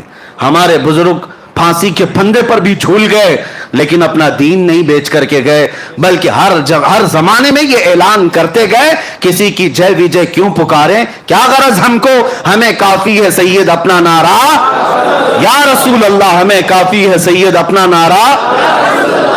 अब इसी बात पर रहे, मैं बात अर्ज कर रहा था मूसा अलैहिस्सलाम अल्लाह का दीदार किसके जरिए से कर रहे हैं? मेरे मुस्तफ़ा की निगाहों से। अल्लाह को देखना हो तो नजर मुस्तफ़ा को देखो, जमाले खुदा को, तजल्लियात को देखना हो मुस्तफ़ा की निगाहों में देखो। आला हज़रत इसीलिए फरमाते हैं किसको देखा ये मूसा से पूछे कोई, किसको देखा ये मूसा से पूछे कोई। आंख वालों की हिम्मत पे लाखों सलाम, आंख वालों की हिम्मत पे लाखों सलाम। बहुत सारी हिकमतें अलग अलग बयान की गई। 9 मरतबा मूसा अलैहिस्सलाम ने कोहे तूर पर मांगा था, मौला तू मुझे दिखा दे अपना जलवा, दिखा दे अपना जलवा। हर दुआ महफूज की गई। अब महबूब जब आए तो आपको भेजा गया, मूसा अलैहिस्सलाम से कहा गया 5 कम करवाना, भेजना, फिर आएंगे देखकर ताजा ताजा जमाल लेकर, फिर देखना, फिर 5 कम कराना, फिर ताजा ताजा जमाल देख कर आएंगे, फिर नजारा कर लेना। मूसा अलैहिस्सलाम दुआ जो अपनी यहां तूर पर किए थे उसकी इजाबत मेराज की रात मेरे मुस्तफ़ा की नजरों में कर रहे थे। ये तकाजे थे। उसके बाद नबी पाक सल्लल्लाहु ताला अलैहि वसल्लम जब वापस तशरीफ लाए, वापस अब इस सफर में जन्नत व दोज़ख का भी मुलाहिजा किया, अर्श व कुर्सी, लौह व कलम और सारे अल्लाह तबारक व ताला की खुदाई को देखकर वापस तशरीफ लाए। हुजूर फरमाते हैं मैं जब आया तो उसके बाद नबी पाक सल्लल्लाहु अलैहि वसल्लम फरमाते हैं मैं मस्जिद हरम के उसी इहाते में था जहां से मुझे ले जाया गया था, और जब मैं आंख खोलकर देखता हूं तो मेरे दरवाजे की जंजीर अभी हिल रही थी जिसको खोल कर गए थे। हुजूर पाक सल्लल्लाहु ताला अलैहि वसल्लम जिस बिस्तर पर आराम कर रहे थे वो बिस्तर अभी गर्म ही था। यानी कितनी देर गर्म रह सकता है सोए हुए आदमी का बिस्तर। ता अर्श गए फिर आए मोहम्मद, जंजीर भी हिलती रही, बिस्तर भी रहा गर्म। उसके बाद नबी पाक सल्लल्लाहु ताला अलैहि वसल्लम सुबह जब तशरीफ लाते हैं सहाबा के दरमियान, अब इम्तिहान का वक्त शुरू है। उस वक्त से जो इम्तिहान शुरू है उम्मत का वो आज तक चल रहा है और क़यामत तक चलेगा। मेराज का सफर हर जमाने का इम्तिहान है, हर जमाने का। अब देखना आज मैं बयान करूंगा, कल कितने अबू जहल निकलेंगे पता नहीं, और कितने सिद्दीक़ अकबर के चहेते निकलेंगे वो भी मालूम। वहां इम्तिहान था।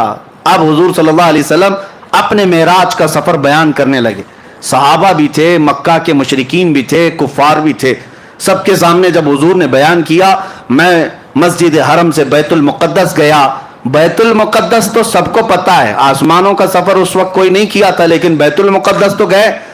लेकिन बज़ाहिर नबी पाक सल्लल्लाहु अलैहि वसल्लम ने अपनी जिंदगी में यानी पैदल सफर करके कभी हुजूर बैतुल मुक़द्दस एक बार भी नहीं गए, सिर्फ मेराज की रात गए।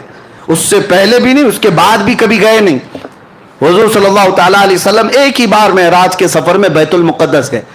जब सबको सुनाया और उसके बाद नबियों की इमामत का वाक़या, फिर आसमानों का सफर, फिर उसके बाद सिदरतुल मुंतहा, फिर अर्श व कुर्सी, फिर मकाम रब्बे जुल जलाल, विसाल की लज्जतें सुनाए। अब जिसको मानना था उन्होंने मान लिया, जिसको कुछ पूछना था उन्होंने पूछ लिया, और जिसको इनकार करना था वो ठट्टा मारकर भागने लगे। उसी महफिल से सबसे पहले चीख मार करके जो भागा था वो अबू जहल था। उसने कहा कि ये सब मनगढ़ंत किस्से हैं। उसने बुरे बुरे अल्फाज कहे कि बहक गए, दिमाग में फला आ गया, फला आ गया, और निकल करके उसने सोचा कि अब ये वाकया बहुत अच्छा है डैमेज करने के लिए। हाँ, लोगों को बताऊंगे देखो ऐसे ऐसे किस्से बयान कर रहे हैं, हो ही नहीं सकता ऐसे। कौन मानता है ऐसे वाकयात को उस जमाने में जब साइंस ही नहीं है, ना कोई रॉकेट है, ना कोई प्लेन है कि उड़ करके चला जाता, कुछ नहीं है। अबू जहल जब बाहर निकला तो सबसे पहले मुलाकात अबू बकर सिद्दीक से ही हुई। हजरत अबू बकर सिद्दीक महफिल में नहीं थे जब हुजूर मेराज का वाकया बयान कर रहे थे, नहीं थे, बाहर थे, आ रहे थे कहीं से। अबू जहल पकड़ लिया और कहा अबू बकर एक बहुत अच्छी खबर है। कहा क्या है? कहा मक्का में एक शख्स आया है और वो कह रहा है रात के वक्त वो मस्जिद हरम से उठा और मस्जिद अक्सा चला गया एक ही रात में।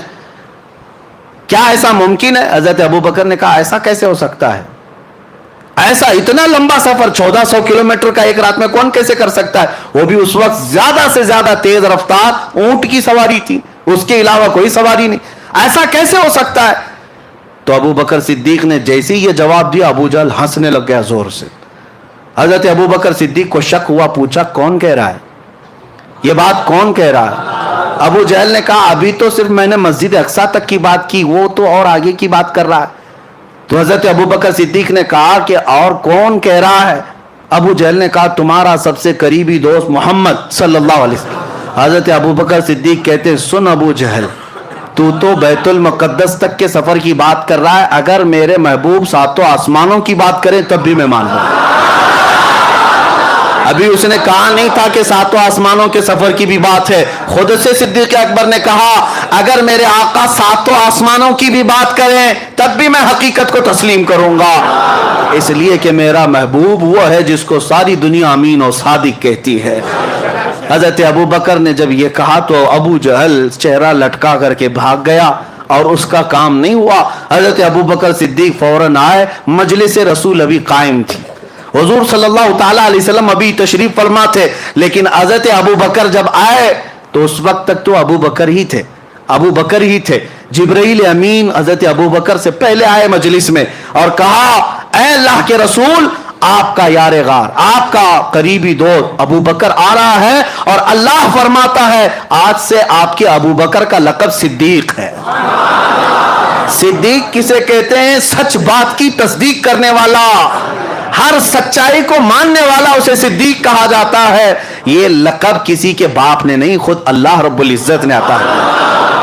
آج جو صدیق اکبر سے جلتے ہیں وہ جل کر کے مریں گے، حضرت ابوبکر کو صدیق کا لقب کسی اور نے نہیں، خود خلاق کائنات نے عطا فرمایا۔ رسول کریم صلی اللہ تعالی علیہ وسلم کے وہ عظیم ساتھی صحابی جنہوں نے اس وقت حضور صلی اللہ تعالی علیہ وسلم کی ہر چیز کو مان لیا جب لوگ انکار کر رہے تھے۔ اب سنیے، اب مزے کی بات یہاں سے، لوگ کیا اسی طرح چھوڑ دیتے؟ حضور صلی اللہ تعالی علیہ وسلم سے کچھ کفار مکہ نے سوالات پہ سوالات کی، کہا اچھا آپ بیت المقدس گئے تھے تو بتائیے بیت المقدس میں کتنے دروازے ہیں؟ آپ بتائیے۔ جو لوگ گئے تھے وہ تو کراس ویریفیکیشن کریں گے، حضور صلی اللہ تعالی علیہ وسلم کے بارے میں انہیں معلوم تھا، کبھی حضور گئے نہیں ہیں، تو کہا آپ بتائیے بیت المقدس کیسا ہے، مسجد اقصی کیسی ہے؟ نبی پاک صلی اللہ تعالی علیہ وسلم نے کہا آگے آ جاؤ بتاتا ہوں۔ جب آگے آئے نبی پاک صلی اللہ تعالی علیہ وسلم نے فرمایا اتنے دروازے ہیں، اتنی کھڑکیاں ہیں، ہر محراب کا ڈیزائن ایسا ہے، چھت ایسی ہے، صف ایسی ہے، محراب یہاں ہے، محراب مریم ادھر ہے، محراب زکریا ادھر ہے، محراب یحییٰ ادھر ہے۔ میاں ہم 10 سال اس مسجد میں نماز پڑھیں، باہر گھر میں جا کر کے ابھی آپ کو پوچھیں مسجد میں کتنی کھڑکیاں ہیں، آپ کہیں گے نماز پڑھنے جاتا ہوں کھڑکیاں دیکھنے تھوڑی نا، آپ یہی کہیں گے۔ ابھی آپ بتاؤ، آنکھ نیچے کر کے بتاؤ اوپر چھت پہ کتنے پنکھے لگے ہیں، بتا پاؤ گے؟ ہو سکتا ہے اس مسجد میں کئی سالوں سے نماز پڑھ رہے ہیں، متولی صاحب بھی نہیں بول پائیں گے، نہ امام صاحب بتا پائیں گے کتنے پنکھے کتنے لائٹ، نہیں بتا پاؤ گے۔ حضور پاک صلی اللہ تعالی علیہ وسلم ہر نقشے کو بتا رہے ہیں، جبکہ امامت بھی فرما رہے تھے نبیوں کی، وہاں خطبے بھی ہو رہے تھے، حضور صلی اللہ تعالی علیہ وسلم کیسے بتا رہے تھے؟ حضور کیا بیت المقدس میں وہی ساری چیزیں دیکھ کر یاد کر کے آئے تھے؟ نہیں، صحابہ بعد میں پوچھتے یا رسول اللہ صلی اللہ علیہ وسلم آپ نے بیت المقدس کا نقشہ ایسا بتایا جیسے برسوں نہیں صدیوں کوئی دیکھ دیکھ کر یاد کیا ہو، یہ کیسے ممکن ہے؟ نبی پاک صلی اللہ علیہ وسلم نے ارشاد فرمایا اے صحابہ تمہیں معلوم نہیں میرا رب پوری دنیا کو میری ہتھیلی میں گھیر کر رکھا، جب میں جس چیز کو چاہوں ہتھیلی کی طرح دیکھتا ہوں۔ جب مجھے بیت المقدس کو بتانا تھا، بیت المقدس کا ہر نقشہ میری ہتھیلی سے زیادہ میرے سامنے آیا تھا۔ اسی لیے سنی کہتے ہیں ہم یہاں سے پکارے وہ وہاں سے سنیں، مصطفیٰ کی سماعت پہ لاکھوں صلاح۔ اور یہی تو سنیوں کا عقیدہ ہے، مجلس یہاں سجاتے ہیں دیکھتے میرے آقا مدینے سے بھی۔ اور میں تو اکثر مجلس ذکر میں سب سے پہلے یہ شعر پڑھتا ہوں، ہم اس لیے یہ مجلس سجاتے، یہی شعر میں سب سے پہلے پڑھتا ہوں، وہ آئیں گے آتے ہوں گے ابھی آئیں گے، وہ آئیں گے آتے ہوں گے ابھی آئیں گے، یہی سوچ کے ہم نے محفل کو سجا رکھا ہے۔ کوئی محفل میرے آقا کی نگاہوں سے پوشیدہ نہیں ہے۔ بیت المقدس کا ہر نقشہ ان کو جب بتایا تو کیا کہتے ہیں، اس کے علاوہ جواب کیا تھا؟ دم بخود رہ گئے۔ ایک بات یاد رکھیں، معراج کا واقعہ ایسی کسوٹی ہے، ایسی کسوٹی صرف اس پر ایمان والا ہی اتر سکتا ہے، باقی منافق کے سامنے جتنی بھی دلیلیں لاؤ اس کا چہرہ کالا کا کالا ہی رہے گا. نہیں ماننا ہے نہیں ماننا ہے, نہیں ماننا ہے نہیں ماننا ہے. آپ کو کیا لگتا ہے یہ جتنے باہر سن رہے ہوں گے دور سے, ہم میری ریکارڈنگ سنتے ہیں اور اس کے بعد پھر غلط میسج بھیجتے ہیں, یہ کہاں سے ثابت, وہ کہاں سے ثابت. ہم تو یہی کہتے ہیں الحمدللہ ہمارے نصیب سے ثابت ہے. مصطفیٰ کی محبت کا چشمہ لگاؤ سب اجلا ہی دکھے گا. اور تم نے پہلے سے منافقت کا لال چشمہ پہنا ہے, اجلے کو بھی دیکھو گے لال ہی دکھے گا. چشمہ اتارو, غلطی چشمے کی ہے. جیسا چشمہ لگاؤ گے ویسا نظر آئے گا. اعلیٰ حضرت کی نظروں سے دیکھو, غریب نواز کی نظروں سے دیکھو, میرے آقا کو دیکھنا ہے غوث اعظم کی نظروں سے دیکھو. اور کتوں کی نظروں سے دیکھو گے, منافقین کی نظروں سے دیکھو گے, میرے آقا کیسے نظر آئیں گے.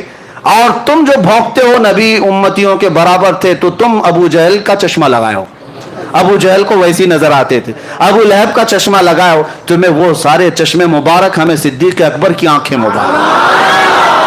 ہاں, حسان بن ثابت کی نظروں سے دیکھو, پھر دنیا پکار کر کہے گی وَأَحْسَنُ مِنْكَ لَمْ تَرَ قَطُّ عَيْنِي وَأَجْمَلُ مِنْكَ لَمْ تَلِدِ النِّسَاءُ.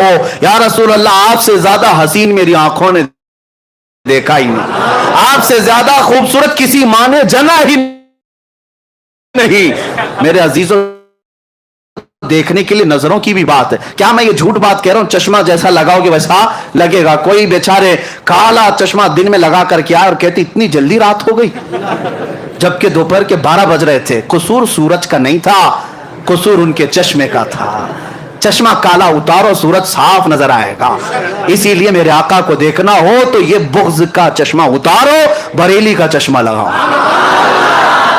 عشق مصطفیٰ کا چشمہ لگاؤ, پھر دیکھو مقام مصطفیٰ نظر آئے گا. تم ادھر ادھر کی کہتے رہو گے حضور کو یہ نظر نہیں آتا, وہ نظر نہیں آتا, یہ سب تمہارے چشمے کا قصور ہے. بریلی کا چشمہ لگاتے ہی زبان کہنے لگتی ہے سرور کہوں کہ مالک و مولا کہوں, باغ خلیل کا گل زیبا کہوں تجھے.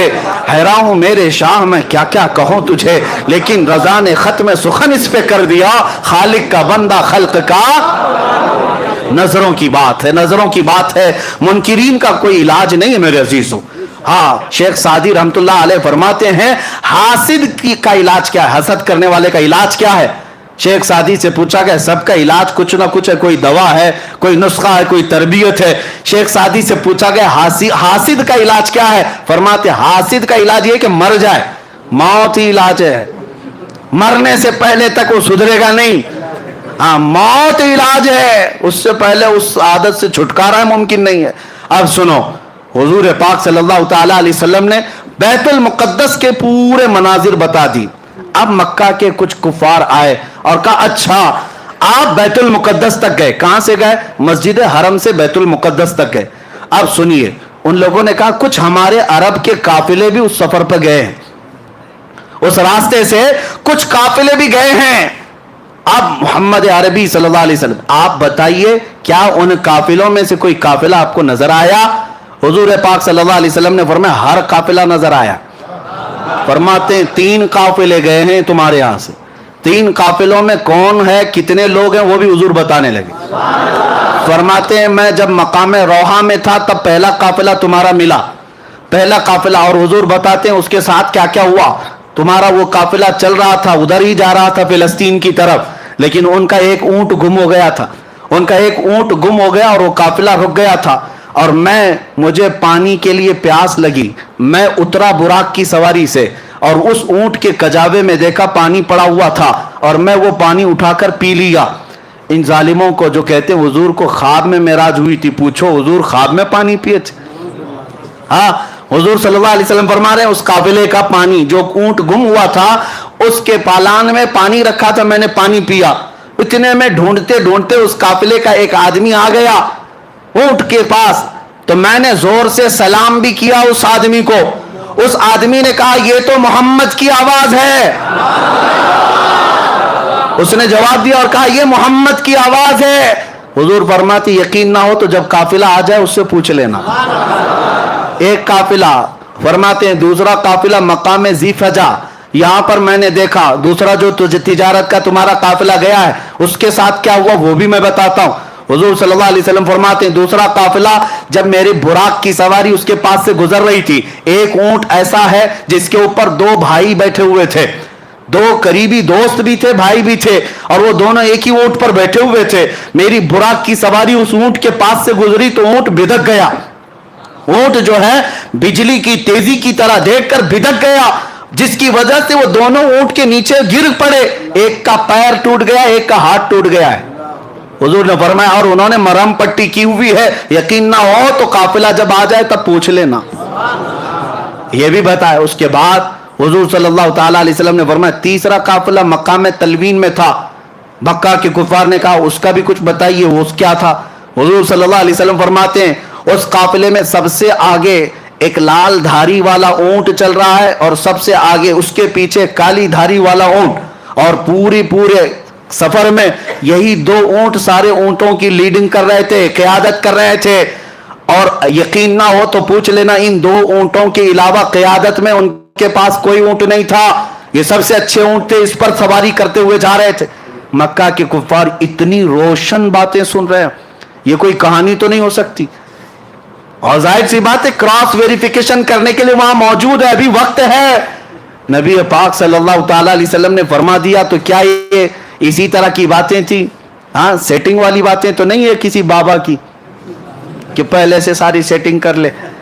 मेरे अजीजों, नबी पाक सल्लल्लाहु ताला अलैहि वसल्लम ने बयान फरमा दिया, और उसके बाद उन लोगों ने ये भी पूछा, अच्छा जब इतनी अलामतें आपने बता दी हैं तो अभी ये भी बता दी, ये काफिले वापस कब आएंगे? ये काफिले वापस कब आएंगे? अल्लाह अकबर। मैं कभी कभार सोचता हूं, वो कुफ्फारे मक्का का अकीदा ये था कि हुजूर ये भी जानते हैं कि कब लौटेंगे, कहां हैं ये भी जानते थे, इसीलिए तो बार बार हुजूर से पूछते थे, हुजूर से पूछते थे। और उनका अकीदा था कि हुजूर गैब जानते हैं। अब हुजूर ने वो भी बताया, अच्छा तुम ये पूछ रहे हो, सुनो, पहला काफिला सूरज निकलते ही आ जाएगा। कल सूरज के निकलते साथ पहला काफिला मक्का में पहुंचेगा। दूसरा काफिला ऐन निस्फुन नहार, दोपहर के वक्त आ जाएगा। तीसरा काफिला सूरज के डूबते साथ ही आ जाएगा, जैसे सूरज डूबेगा काफिला आ जाएगा। मक्का के कुफार कहने लगे, इतनी बड़ी बड़ी बातें क्या क्या मोहम्मद सल्लल्लाहु अलैहि वसल्लम की। पूरे जितने थे सारे गुरु घंटाल मक्का की चोटियों में जाकर बैठ गए, पहाड़ों पर जाकर बैठ गए कि अब तो देखना ही है कि काफिले आते भी हैं या नहीं आते। अल्लाह अकबर। हदीस में मौजूद है, सबके सब जाकर रात भर बैठे रहे, उनको देखना था, रात भर बैठे रहे। सूरज निकलने को करीब था, सबकी गर्दनें ऊंची, एक तरफ सूरज के निकलने को देख रहे, दूसरी तरफ कहां से आने वाला है, कौन सा काफिला है। सहाबा भी गए हुए थे, सहाबा भी गए हुए थे, क्योंकि जहां हिजू करने वाले होते हैं वहां तारीफ करने वाले भी पहुंचते हैं। मेरे आका के उशाक किसी मैदान में पीछे नहीं रहते, जहां तुम भौंकोगे और हम अपने नबी के परचम लहराएंगे। हुजूर पाक सल्लल्लाहु ताला अलैहि वसल्लम के उशाक पहुंचे हुए थे, सहाबा थे। अब सूरज निकलने लगा, सूरज की पहली रोशनी पड़ी तो सब तो सूरज की तरफ देख रहे थे। किसी काफिर ने जोर से पुकार कर कहा, वो देखो सूरज तुलू हो गया। सहाबा ने, उसमें दूसरे एक सहाबी ने पुकार कर कहा, तू सिर्फ सूरज देख रहा, वो देख ऊंट से काफिला भी आ गया। उसका जुमला भी अभी कंप्लीट नहीं था कि पहला काफिला मक्का में आ रहा था। सबने देखा और उसके बाद अब क्या चाहिए था, अब क्या चाहिए था। काफिला जैसी आया, कुछ तो बगले खुजाते हुए ये तो जादू है, कहा ये तो जादू है, इतना बड़ा कैसे हो सकता है, ये जादू है। उसके बाद जब वो आया काफिला तो सबसे पहले उनको पकड़ करके लोगों ने पूछा, क्या तुम्हारा फला आदमी है, एक ऊंट गुम हुआ था। उन लोगों ने कहा, तुमको कैसे पता ऊंट गुम हुआ था, हम तो इतने लंबे सफर से आ रहे हैं। तो उन लोगों ने कहा ऊंट गुम हुआ था। उन्होंने कहा हाँ ऊंट गुम हुआ था। कहा कौन लाया है? फला बंदा। उसको हाजिर किया गया, उससे पूछा गया, क्या तू ऊंट को, गुमशुदा ऊंट को तू पाया था? कहा हाँ मैं पाया था। उस वक्त कुछ बात आई थी? उसने कहा गुजरते हुए मुझे मोहम्मद की आवाज आई थी। अल्लाह अकबर। कुफार कहने लगी ये तो जादू है, ये तो जादू है, और क्या क्या चाहिए, और क्या क्या चाहिए। ऐनक जब तक ना उतरेगी कुछ नजर नहीं आता, कुछ नजर नहीं आता। उसके बाद दोपहर तक इंतजार करते रहे। दूसरा भी देखते हैं मेरे अजीजों, मानने वाले को सिद्दीक ही काफी है। جس کو ماننا تھا بغیر کچھ علامت کے بغیر دلیل کے کہا یا رسول اللہ صدقت یا رسول اللہ، آپ نے جو کہا ہے اللہ کے حبیب سچ کہا ہے، سچ کہا ہے۔ ماننے والے کو سب حضور کا چہرہ ہی کافی ہے، حضور کی زبان ہی کافی ہے، لیکن دیکھنے والوں کو ابھی پیٹ بھرتا نہیں، اور دلیل چاہیے اور دلیل چاہیے۔ دوپہر تک بیٹھے رہے، دوپہر ہونے کے بعد کہا دیکھتے ہیں قافلہ آتا ہے کہ این دوپہر ہوئی دوسرا قافلہ بھی انٹر ہوا، اور جیسے ہی وہ قافلہ آیا گردنیں اونچی کر کر کے دیکھ رہے تھے قافلے میں آنے والا، ایک ہاتھ میں پٹی باندھا دوسرا پیر میں پٹی باندھا، کہا محمد کا جادو ہے، نعوذ باللہ من ذالک۔ وہ بھی علامت نظر آ گئی، لیکن کچھ کو ماننا تھا مانے، اور کچھ جو ہے شام تک بیٹھیں گے تیسرا بھی دکھتا ہے کہ نہیں، تیسرا قافلہ بھی آتا ہے کہ نہیں۔ اب میں آپ کو میرے مصطفیٰ کا معجزہ بتاؤں، حضور کی شان بھی بتاؤں۔ تیسرا قافلہ جس کے بارے میں میرے آقا نے بشارت دی تھی مکہ میں کہ تیسرا قافلہ جس کی قیادت ایک سرخ دھاری دار اونٹ اور ایک کالے دھاری دار اونٹ کر رہے ہیں، دونوں سب سے آگے چل رہے ہیں، واپس آئیں گے بھی تو وہی دو اونٹ سب سے آگے ہوں گے۔ اب یہ تیسرے قافلے کی اتنی واضح دلیل، اونٹ کبھی آگے ہو سکتا ہے کبھی پیچھے ہو سکتا ہے، حضور نے ایگزیکٹ کیسے بتایا ہے، اتنی پکی خبر۔ اسی لیے میں کہتا ہوں اوروں کی خبریں اور ہے، نبی الانبیاء کی خبر اور ہے۔ میرے عزیزو ایک بات کان کھول کر کے سن لینا، آسمان زمین پہ آ سکتا ہے، زمین آسمان پہ جا سکتی ہے، میرے مصطفیٰ کا قول جھوٹا نہیں ہو سکتا، رائی کے دانے کے برابر بھی غلط نہیں ہو سکتا، حضور نے جو فرمایا وہ حق ہے۔ تیسرے قافلے کے لیے شام ہو گئی، سورج ڈوبنے کو آ گیا، لیکن ہوا یہ کہ یہ تیسرے قافلے کا حال یہ تھا کہ ابھی مکہ سے کافی دور تھا، کافی دور تھا، اور راستہ بھٹک گیا، مکہ نہیں پہنچ سکتا تھا۔ یعنی یوں سمجھ لو کہ سورج ڈوبنے میں 5 منٹ رہ گئے اور قافلے کو پہنچنے میں ابھی 25-30 کلومیٹر باقی ہے۔ آج کے زمانے میں 25-30 کلومیٹر 5 منٹ میں نہیں طے کر سکتے، اونٹ کیسے طے کرتے؟ اتنا ہی باقی رہ گیا اور اونٹ وہ قافلہ راستہ بھٹک گیا۔ حضور پاک صلی اللہ تعالیٰ علیہ وسلم مکہ میں ہیں لیکن مطمئن ہیں، پرسکون ہیں، اس لیے کہ قافلے کے بارے میں حضور نے بشارت دے دی۔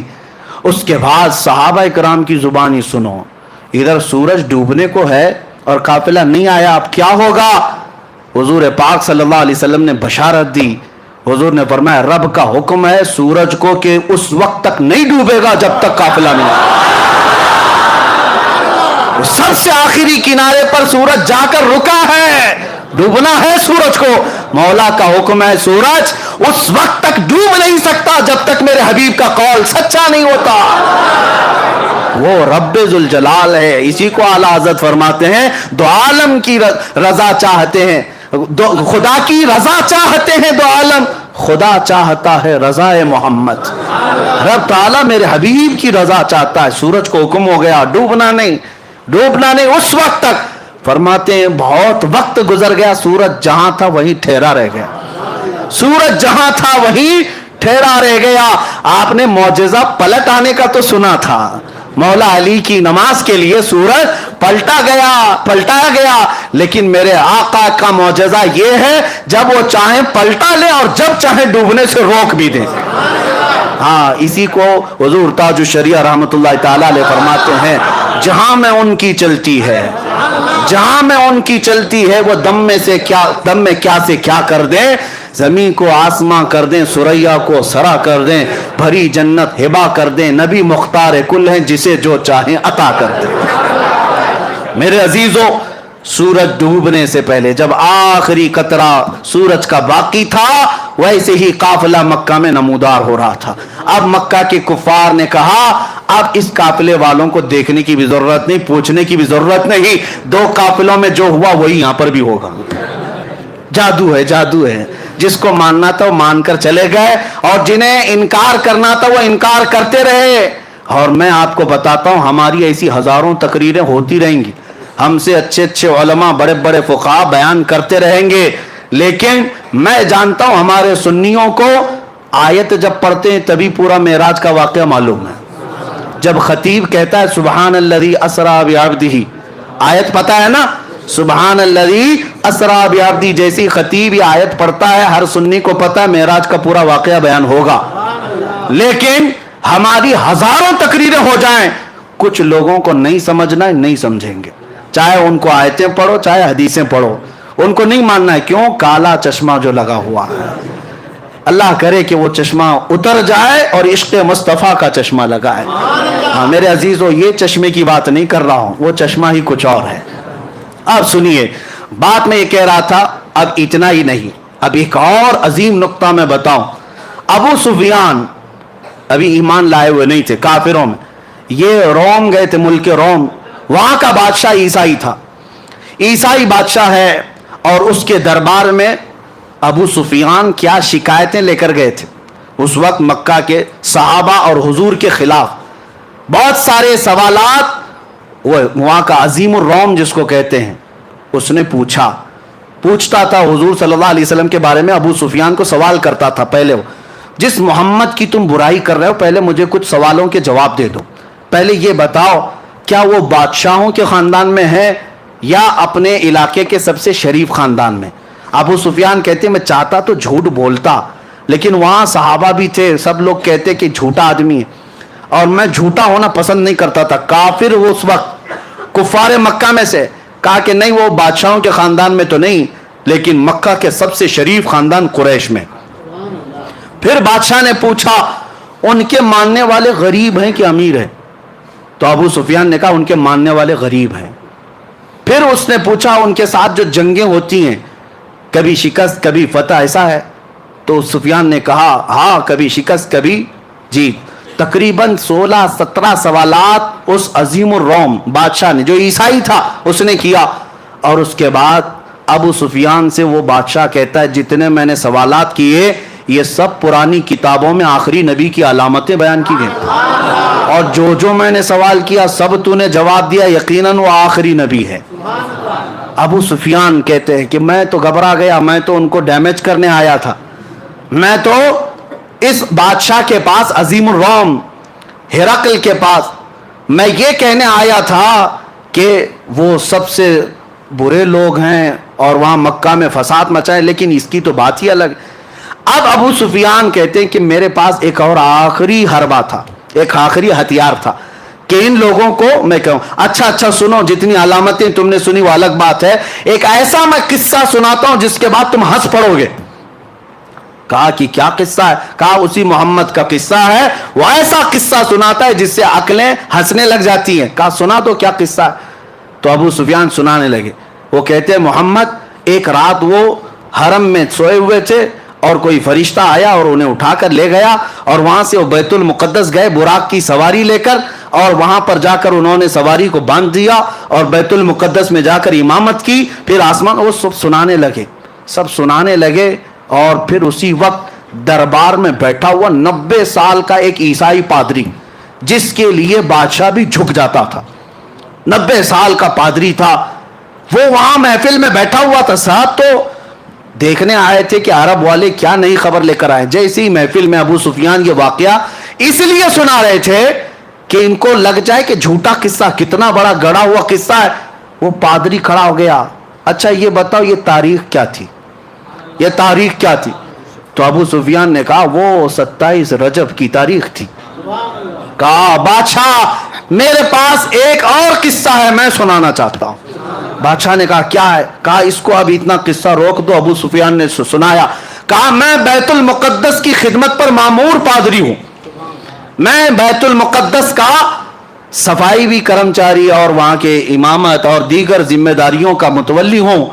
لیکن جو تاریخ ابو سفیان بتا رہا ہے اس تاریخ کو, رات کو میں بیت المقدس کے سارے دروازے بند کرتا ہوں, میں آپ کو بتاتا ہوں. ایک رات ایسی آئی تھی اور وہ 27ویں رات ہی تھی شب یہ رجب کی, کہ میں بیت المقدس کا سب سے بڑا دروازہ بند کرنے گیا, کسی طاقت کو لگائے وہ بند ہی نہیں ہوتا تھا.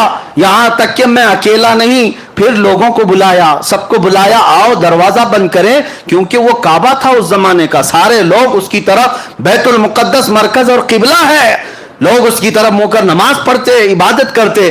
سب کو بلایا گیا, سبوں نے طاقت لگا دی, دروازے کو نہ ہلنا تھا نہ ہلا. وہ پادری کہتا ہے ایسی سخت بات اور تعجب کی بات اس سے پہلے میں دیکھا ہی نہیں. تو دروازہ بند نہیں ہوا, تو رات کو ہم سب نے یہ مشورہ کیا چلو اب تھک گئے، سو جاتے ہیں، دیکھتے ہیں کل سب بیٹھ کر کے بڑے بڑے علماء کو بلائیں گے اور کیا ہوگا اس پر۔ وہ کہتا ہے وہ عالم تھا اس زمانے کا، 90 سال کی عمر ہو گئی، کہا میں جا کر سو گیا، سب چلے گئے، سو گئے۔ صبح جب ہم اٹھ کر کے آئے تو دروازے کو ہلکا ہلانے سے ہی بند ہو گیا، دروازے کو صرف ہاتھ ہی لگایا تو بند ہو گیا۔ میں نے دیکھا یہ ماجرا کیا ہے، یہ ماجرا کیا رات کو پوری طاقتوں سے بند نہیں ہوا؟ میں نے دیکھا کچھ الگ مسئلہ ہے۔ تو کہتا ہے اندر قدم رکھا تو بھینی بھینی خوشبو بھی آ رہی تھی، ماحول بدلا بدلا لگ رہا تھا۔ اور اس کے بعد میں نے نظر باہر ڈالی تو دیکھا پتھر میں سوراخ ہے، اور ایسا سوراخ ہے جیسے کسی گھوڑے کی رسی باندھی ہوئی ہے، رسی کا ٹکڑا ٹوٹا ہوا وہاں پر لگا ہوا ہے۔ میں نے دیکھا یہ تعجب کی بات کیا ہے؟ سارے علماء کو بلا کر پوچھا، سب اس گتھی کو سلجھانے سے رہ گئے، ہم عاجز تھے، اس وقت سے گتھی سلجھ نہیں رہی تھی۔ ابو سفیان تمہارا شکریہ، وہ گتھی بھی سلجھا دی۔ اللہ اکبر۔ ابو سفیان منہ لٹکا اور کہا میں تو یہ قصہ اس لیے سنا رہا تھا کہ میں کہہ دوں کہ سب سے جھوٹا قصہ ہے۔ یہ پادری کیسا ہے کہ کہتا یہی سب سے سچا قصہ ہے، یہی سب سے سچا قصہ ہے۔ کہا یقیناً تم جو کہہ رہے ہو ایسا ہوا ہوگا، اس لیے کہ وہ دروازہ جو کھلا تھا وہ کسی اور کے لیے نہیں، محمد الرسول اللہ کے لیے۔ خود میرے آقا نے، میں نے معراج کا واقعہ شروع کرتے ہی بتایا تھا، حضور نے خود فرمایا جب میں بیت المقدس گیا تھا تو دروازہ کھلا ہوا تھا۔ وہ پادری کہتا ہے اس رات دروازہ کھلا ہی رہ گیا۔ میرے آقا صلی اللہ تعالی علیہ وسلم نے جتنی باتیں بتائی من و عن تھی، اب جسے ماننا ہے مانے، جسے نہ ماننا ہے نہ مانے، لیکن اب میں چند ہی باتوں کے ساتھ اب اپنی گفتگو کو سمیٹتا ہوں۔ یہ وقت گزرتا جائے گا اور معراج کا واقعہ ختم نہیں ہوگا۔ اب آپ سوچیں واقعہ سنانے کے لیے راتیں ناکافی، لیکن میرے مصطفیٰ کے لیے سفر کتنا چھوٹا ہے۔ رب تبارک و تعالیٰ نے، یہی اعلیٰ حضرت فاضل بریلوی رضی اللہ تعالیٰ عنہ کے ساتھ ہوا کہ اعلیٰ حضرت بیٹھے ہوئے تھے، ایک صاحب محسن کاکوروی صاحب ایک قصیدہ لکھ کر کے لائے اور کہا کہ میں معراج کا قصیدہ لکھ کر کے لایا ہوں۔ اس میں گنگا جل کاشی متھرا کا ذکر تھا۔ تشبیہ دینے کے لیے شاعر کرتے ہیں، کبھی جو ہے محبوب کو لیلا کہتے ہیں، کبھی اپنے حبیب کو مجنو کہتے ہیں۔ سب لیلا مجنو ہوتے نہیں، لیکن نام دیے جاتے ہیں شاعری میں۔ کبھی جو ہے شراب کا ذکر ہوتا ہے، میں کا ذکر ہوتا ہے، حقیقی یہ دھتورا شراب نہیں ہوتی، لیکن شاعر استعارہ کے طور پر لیتے ہیں۔ اسی طرح وہ کاکوروی صاحب گنگا جل متھرا کاشی سے تشبیہ دیتے ہوئے کہا سفر معراج کا۔ اعلیٰ حضرت اس وقت سو رہے تھے ظہر کی نماز پڑھ کر، آئے کاکوروی صاحب، کہا کہ مولانا احمد رضا صاحب ایک قصیدہ لکھ کر کے لائے ہوں۔ کہا سنائیے۔ انہوں نے 2 شعر ہی سنائے تھے۔ اعلیٰ حضرت نے کہا رکیے، ابھی 2 ہی شعر سنائے تھے، بعد میں عصر کے بعد سن لیں گے، عصر کے بعد سن لیں گے۔ اعلیٰ حضرت اعلیٰ ایمان والے، اعلیٰ حضرت جب حضور کو کسی بات سے تشبیہ بھی دیتے تھے نا تو وہ بڑے اعلیٰ قسم سے۔ کسی نے کہا، اعلیٰ حضرت نے لکھا ہے کہ حضور پاک صلی اللہ تعالیٰ علیہ وسلم کے کپڑے میلے ہو گئے تھے، یعنی گرد و غبار لگتی ہے تو کیا کہتے ہیں، میلے ہو گئے۔ اعلیٰ حضرت نے فرمایا خبردار خبردار، نبی پاک صلی اللہ علیہ وسلم کے کپڑوں کو میلا نہ کہیں، وہ میلے نہیں ہوتے۔ پھر جو چیز دھول غبار لگتی میلا ہی تو کہیں گے، کیا کہیں گے؟ ادب سیکھو بریلی والے سے۔ اعلیٰ حضرت فرماتے یہ کیوں نہیں کہہ سکتے کہ مٹی گرد و غبار نے میرے مصطفیٰ کے دامن کو چوم لیا، مٹی چوم رہی تھی، یہ کیوں نہیں کہہ سکتے؟ نظر وہی عینک کی بات ہے، تم جیسا دیکھو گے ویسی چیزیں آئیں گی۔ تو کاکوروی صاحب نے قصیدے کے 2 شعر ہی سنائے تھے۔ اعلیٰ حضرت نے کہا رکیے، کاشی گنگا جل بعد میں سنیں گے۔ عصر کی نماز کا وقت ہوا، اعلیٰ حضرت سنت پڑھنے کے لیے گئے۔ سنت اور فرض کے بیچ میں وقت کتنا ہوتا ہے؟ سنت اور فرض کے بیچ میں جو وقت تھا جماعت کا، اسی میں بیٹھ کر کے اعلیٰ حضرت قصیدہ معراج خود ہی لکھنے لگ گئے، حضور کا سفر معراج لکھنے لگ گئے۔ اب سنو، 1 شعر 2 شعر 3 شعر، عصر کی جماعت سے پہلے اعلیٰ حضرت نے پورے سفر معراج کے 168 اشعار لکھ دیے، 168 قصیدہ معراج پورا لکھ دیا۔ اور اس کے بعد نماز پڑھا کر کے آئے۔ کاکوروی صاحب نے کہا آپ نے کہا تھا ہمارا قصیدہ سننے، اعلیٰ حضرت نے کہا پہلے ہمارا سن لیجیے۔ پہلے ہمارا سن لیجیے ہم نے کیا کہا آپ سنائیے. تو اعلیٰ حضرت عرض کرنے لگے وہ سرور کشور رسالت جو عرش پر جلوگر ہوئے تھے, نئے نرالے طرب کے ساما عرب کے مہمان کے لیے تھے. وہاں فلک پر یہاں زمین پر مچی تھی شادی رچی تھی دھومیں, یہاں سے انوار اٹھتے آتے وہاں سے نفحات ہنستے آتے. اعلیٰ حضرت پھر آگے فرماتے ہیں اتار کر ان کے رخ کا صدقہ وہ نور کا بٹ رہا تھا باڑا کہ چاند سورج اچھل اچھل کر جبی کی خیرات مانگتے تھے, کہ چاند سورج اچھل اچھل کر جبی کی خیرات مانگتے تھے. اور تاروں کی طرف آج دیکھتے ہیں نا آسمان کے, اعلیٰ حضرت سے پوچھو کیا کہتے یہ تارے کیا ہیں؟ وہی تو اب تک چھلک رہا ہے, وہی تو جوبن ٹپک رہا ہے. ہاں وہی تو اب تک چھلک رہا ہے, وہی تو جوبن ٹپک رہا ہے. نہانے میں جو گرا تھا پانی کٹورے تاروں نے بھر لیے تھے, نہانے میں جو گرا تھا پانی کٹورے تاروں نے بھر لیے تھے. بچا جو تلووں کا ان کے دھون بنا وہ جنت کا رنگ روغن, بچا جو تلووں کا ان کا دھون بنا وہ جنت کا رنگ و روغن. جنہوں نے دولہا کی پائی اترن وہ پھول گلزار نور کے تھے. نماز اقصی میں تھا یہی سر عیاں ہو مانے اول و آخر, کہ صف بستہ پیچھے ہیں حاضر جو سلطنت آگے کر گئے تھے. ضیائیں کچھ عرش پر آئیں کہ ساری قندیلیں جھلملائیں, حضور خورشید کیا چمکتے چراغ منہ اپنا دیکھتے تھے. تبارک اللہ شان تیری تجھی کو زیبا ہے بے نیازی, تبارک اللہ شان تیری تجھی کو زیبا ہے بے نیازی. اور اعلیٰ حضرت فرماتے ہیں تبارک اللہ شان تیری تجھی کو زیبا ہے بے نیازی. کہیں وہ جوش لنترانی کہیں تقاضے وصال کے تھے. خیرت سے کہہ دو کہ سر جھکا لے, خیرت سے کہہ دو کہ سر جھکا لے, یہاں پڑے ہیں جہت کو لالے. ہاں کسے بتائیں کدھر گئے تھے, کسے بتائیں کہاں گئے تھے. اعلیٰ حضرت فرماتے ہیں وہی اب پورے معراج کا واقعہ اگر ایک شعر میں سننا ہے, ایک شعر میں سننا ہے, جھوم جائیں گے ہم. جن کے اعتراضات ہیں سب ختم ہو جائیں گے, سب ختم ہو جائیں. تجھے اعتراض ہے کیوں, پیٹ درد کیوں ہوتا ہے؟ حضور کا نام لینے پر حضور گئے تھے جبکہ مولا کہہ رہا میں بلایا تھا. سبحان الذی اسرا, وہ پاک ہے وہ ذات جس نے اپنے محبوب کو سفر کرایا. جو مولا کن سے پوری کائنات کو پیدا کیا, کبھی یہ نہیں پوچھے کہ کن سے پوری زمین کیسے آ گئی, کن سے پورا آسمان کیسے آ گیا. تو پھر تم کیا رب تعالیٰ کی بارگاہ میں یہ اعتراض کرو گے کہ مولا تو ایک آن میں اپنے محبوب کو کیسے بلایا, کیسے لایا؟ میرے عزیزو یہاں سارے اعتراضات ختم ہو جائیں گے. اعلیٰ حضرت اپنے قصیدے میں فرماتے ہیں رسول کی حقیقت جاننا ہو سنو, وہی ہے اول وہی ہے آخر, وہی ہے ظاہر وہی ہے باطن, وہی ہے اول وہی ہے آخر وہی ہے باطن وہی ہے ظاہر.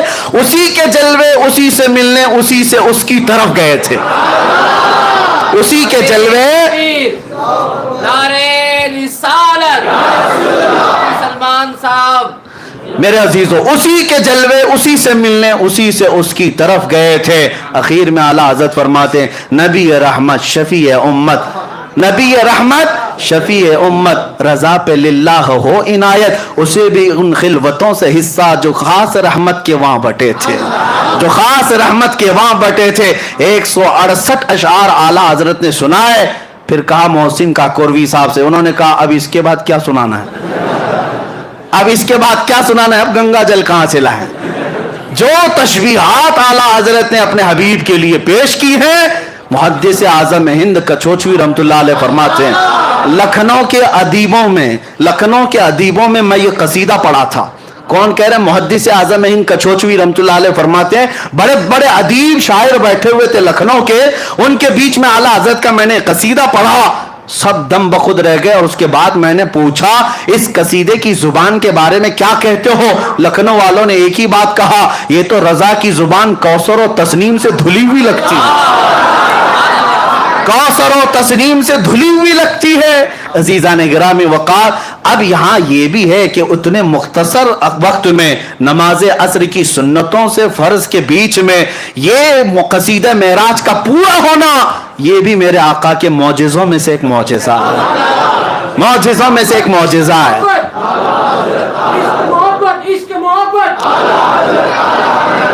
نعرے تکبیر, نعرے رسالت, نعرے تکبیر, نعرے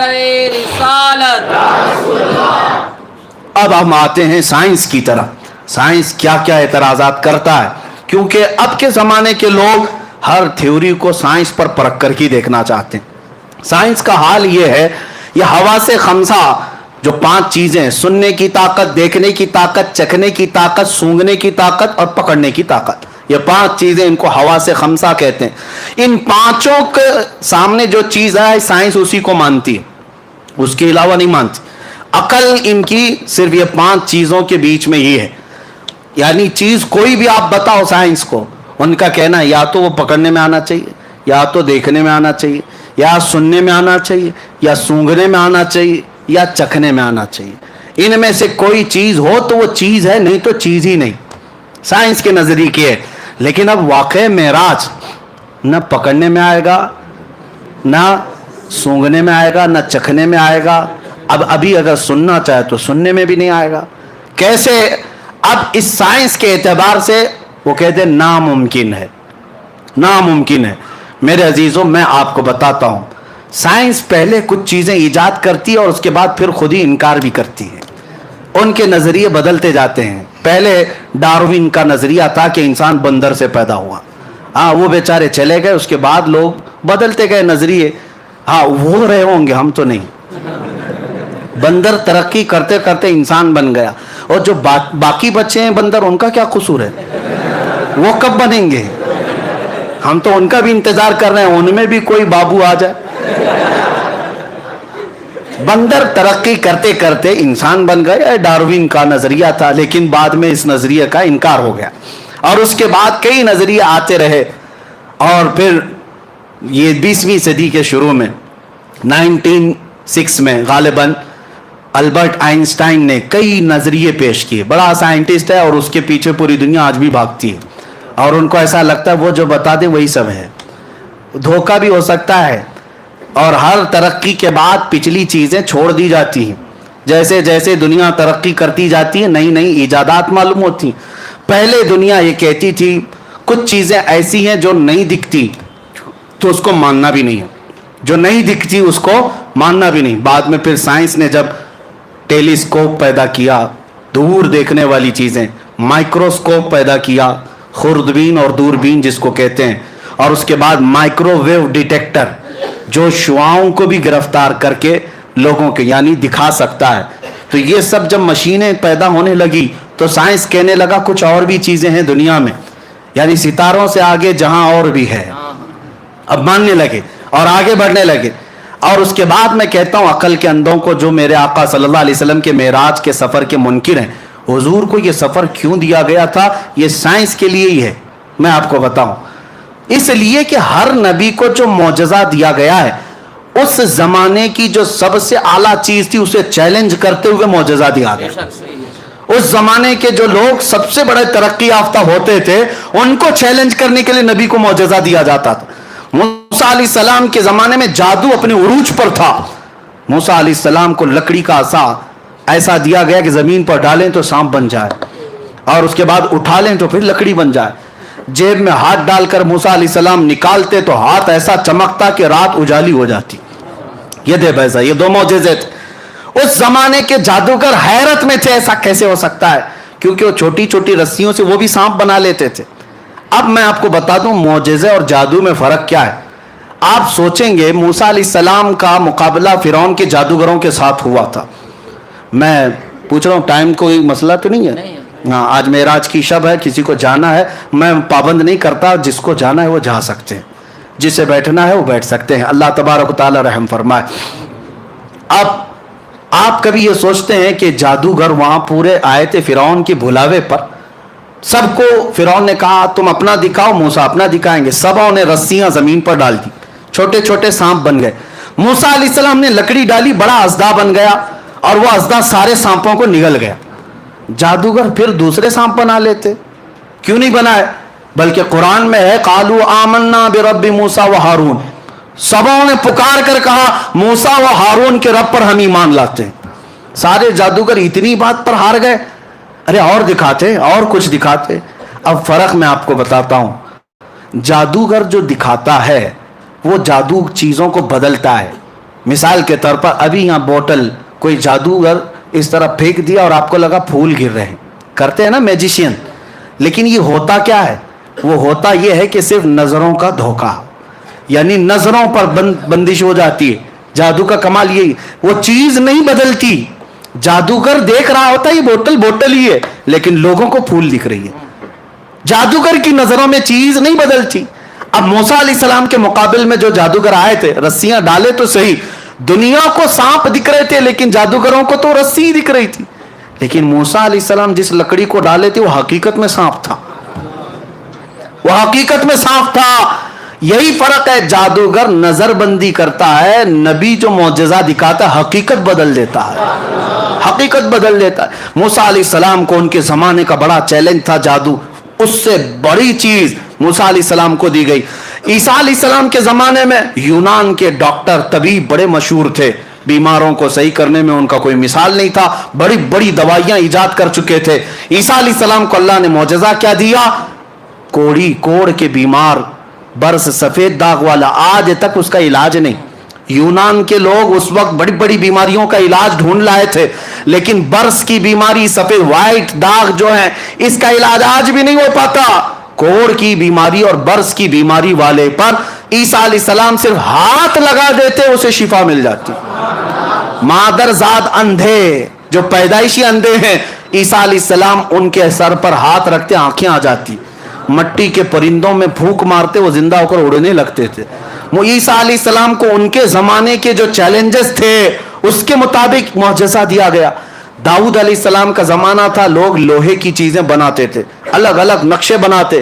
داؤد علیہ السلام کو معجزہ یہ دیا گیا کہ آپ کا ہاتھ ایسا تھا کہ کوئی بھی لوہا آپ ہاتھ میں لیتے، لوہا ایسا نرم ہوتا کہ آپ ہاتھ سے ہی پورے لوہے کو نقشہ بنا دیتے. سلیمان علیہ السلام کے زمانے میں معجزہ یہ تھا کہ لوگ الگ الگ بولیاں سیکھنے میں بہت آگے بڑھ چکے تھے. اللہ نے سلیمان علیہ السلام کو تو پرندوں کی بھی بولیاں سکھائی، ہر جانور اور ہر پرندے کی بولی سکھائی. کچھ مسئلہ ہے؟ ہر پرندے کی بولی سکھائی گئی. یہ سلیمان علیہ السلام کا معجزہ تھا. ہر نبی کو ان کے زمانے کے تقاضوں کے اعتبار سے معجزہ دیا گیا. اب سنیے توجہ کی بات. ہر زمانے میں اس نبی کے زمانے کے جو حالات تھے وہ معجزہ دیا گیا.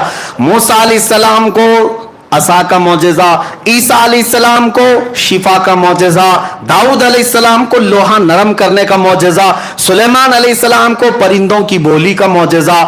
حضرت صالح علیہ السلام کو معجزہ دیا گیا، آپ نے لکڑی ماری، پتھر سے اونٹنی پیدا ہو گئی، پتھر سے اونٹنی پیدا ہو گئی. ان کے زمانے میں لوگ فخر کرتے تھے ہم پہاڑوں کو تراش کر گھر بنا لیتے ہیں. صالح علیہ السلام نے فرمایا تم تو ہاتھوں سے صرف نقشے بنا کر گھر بناتے ہو، میں پتھر کو لکڑی ماروں تو اونٹنی پیدا ہو جائے.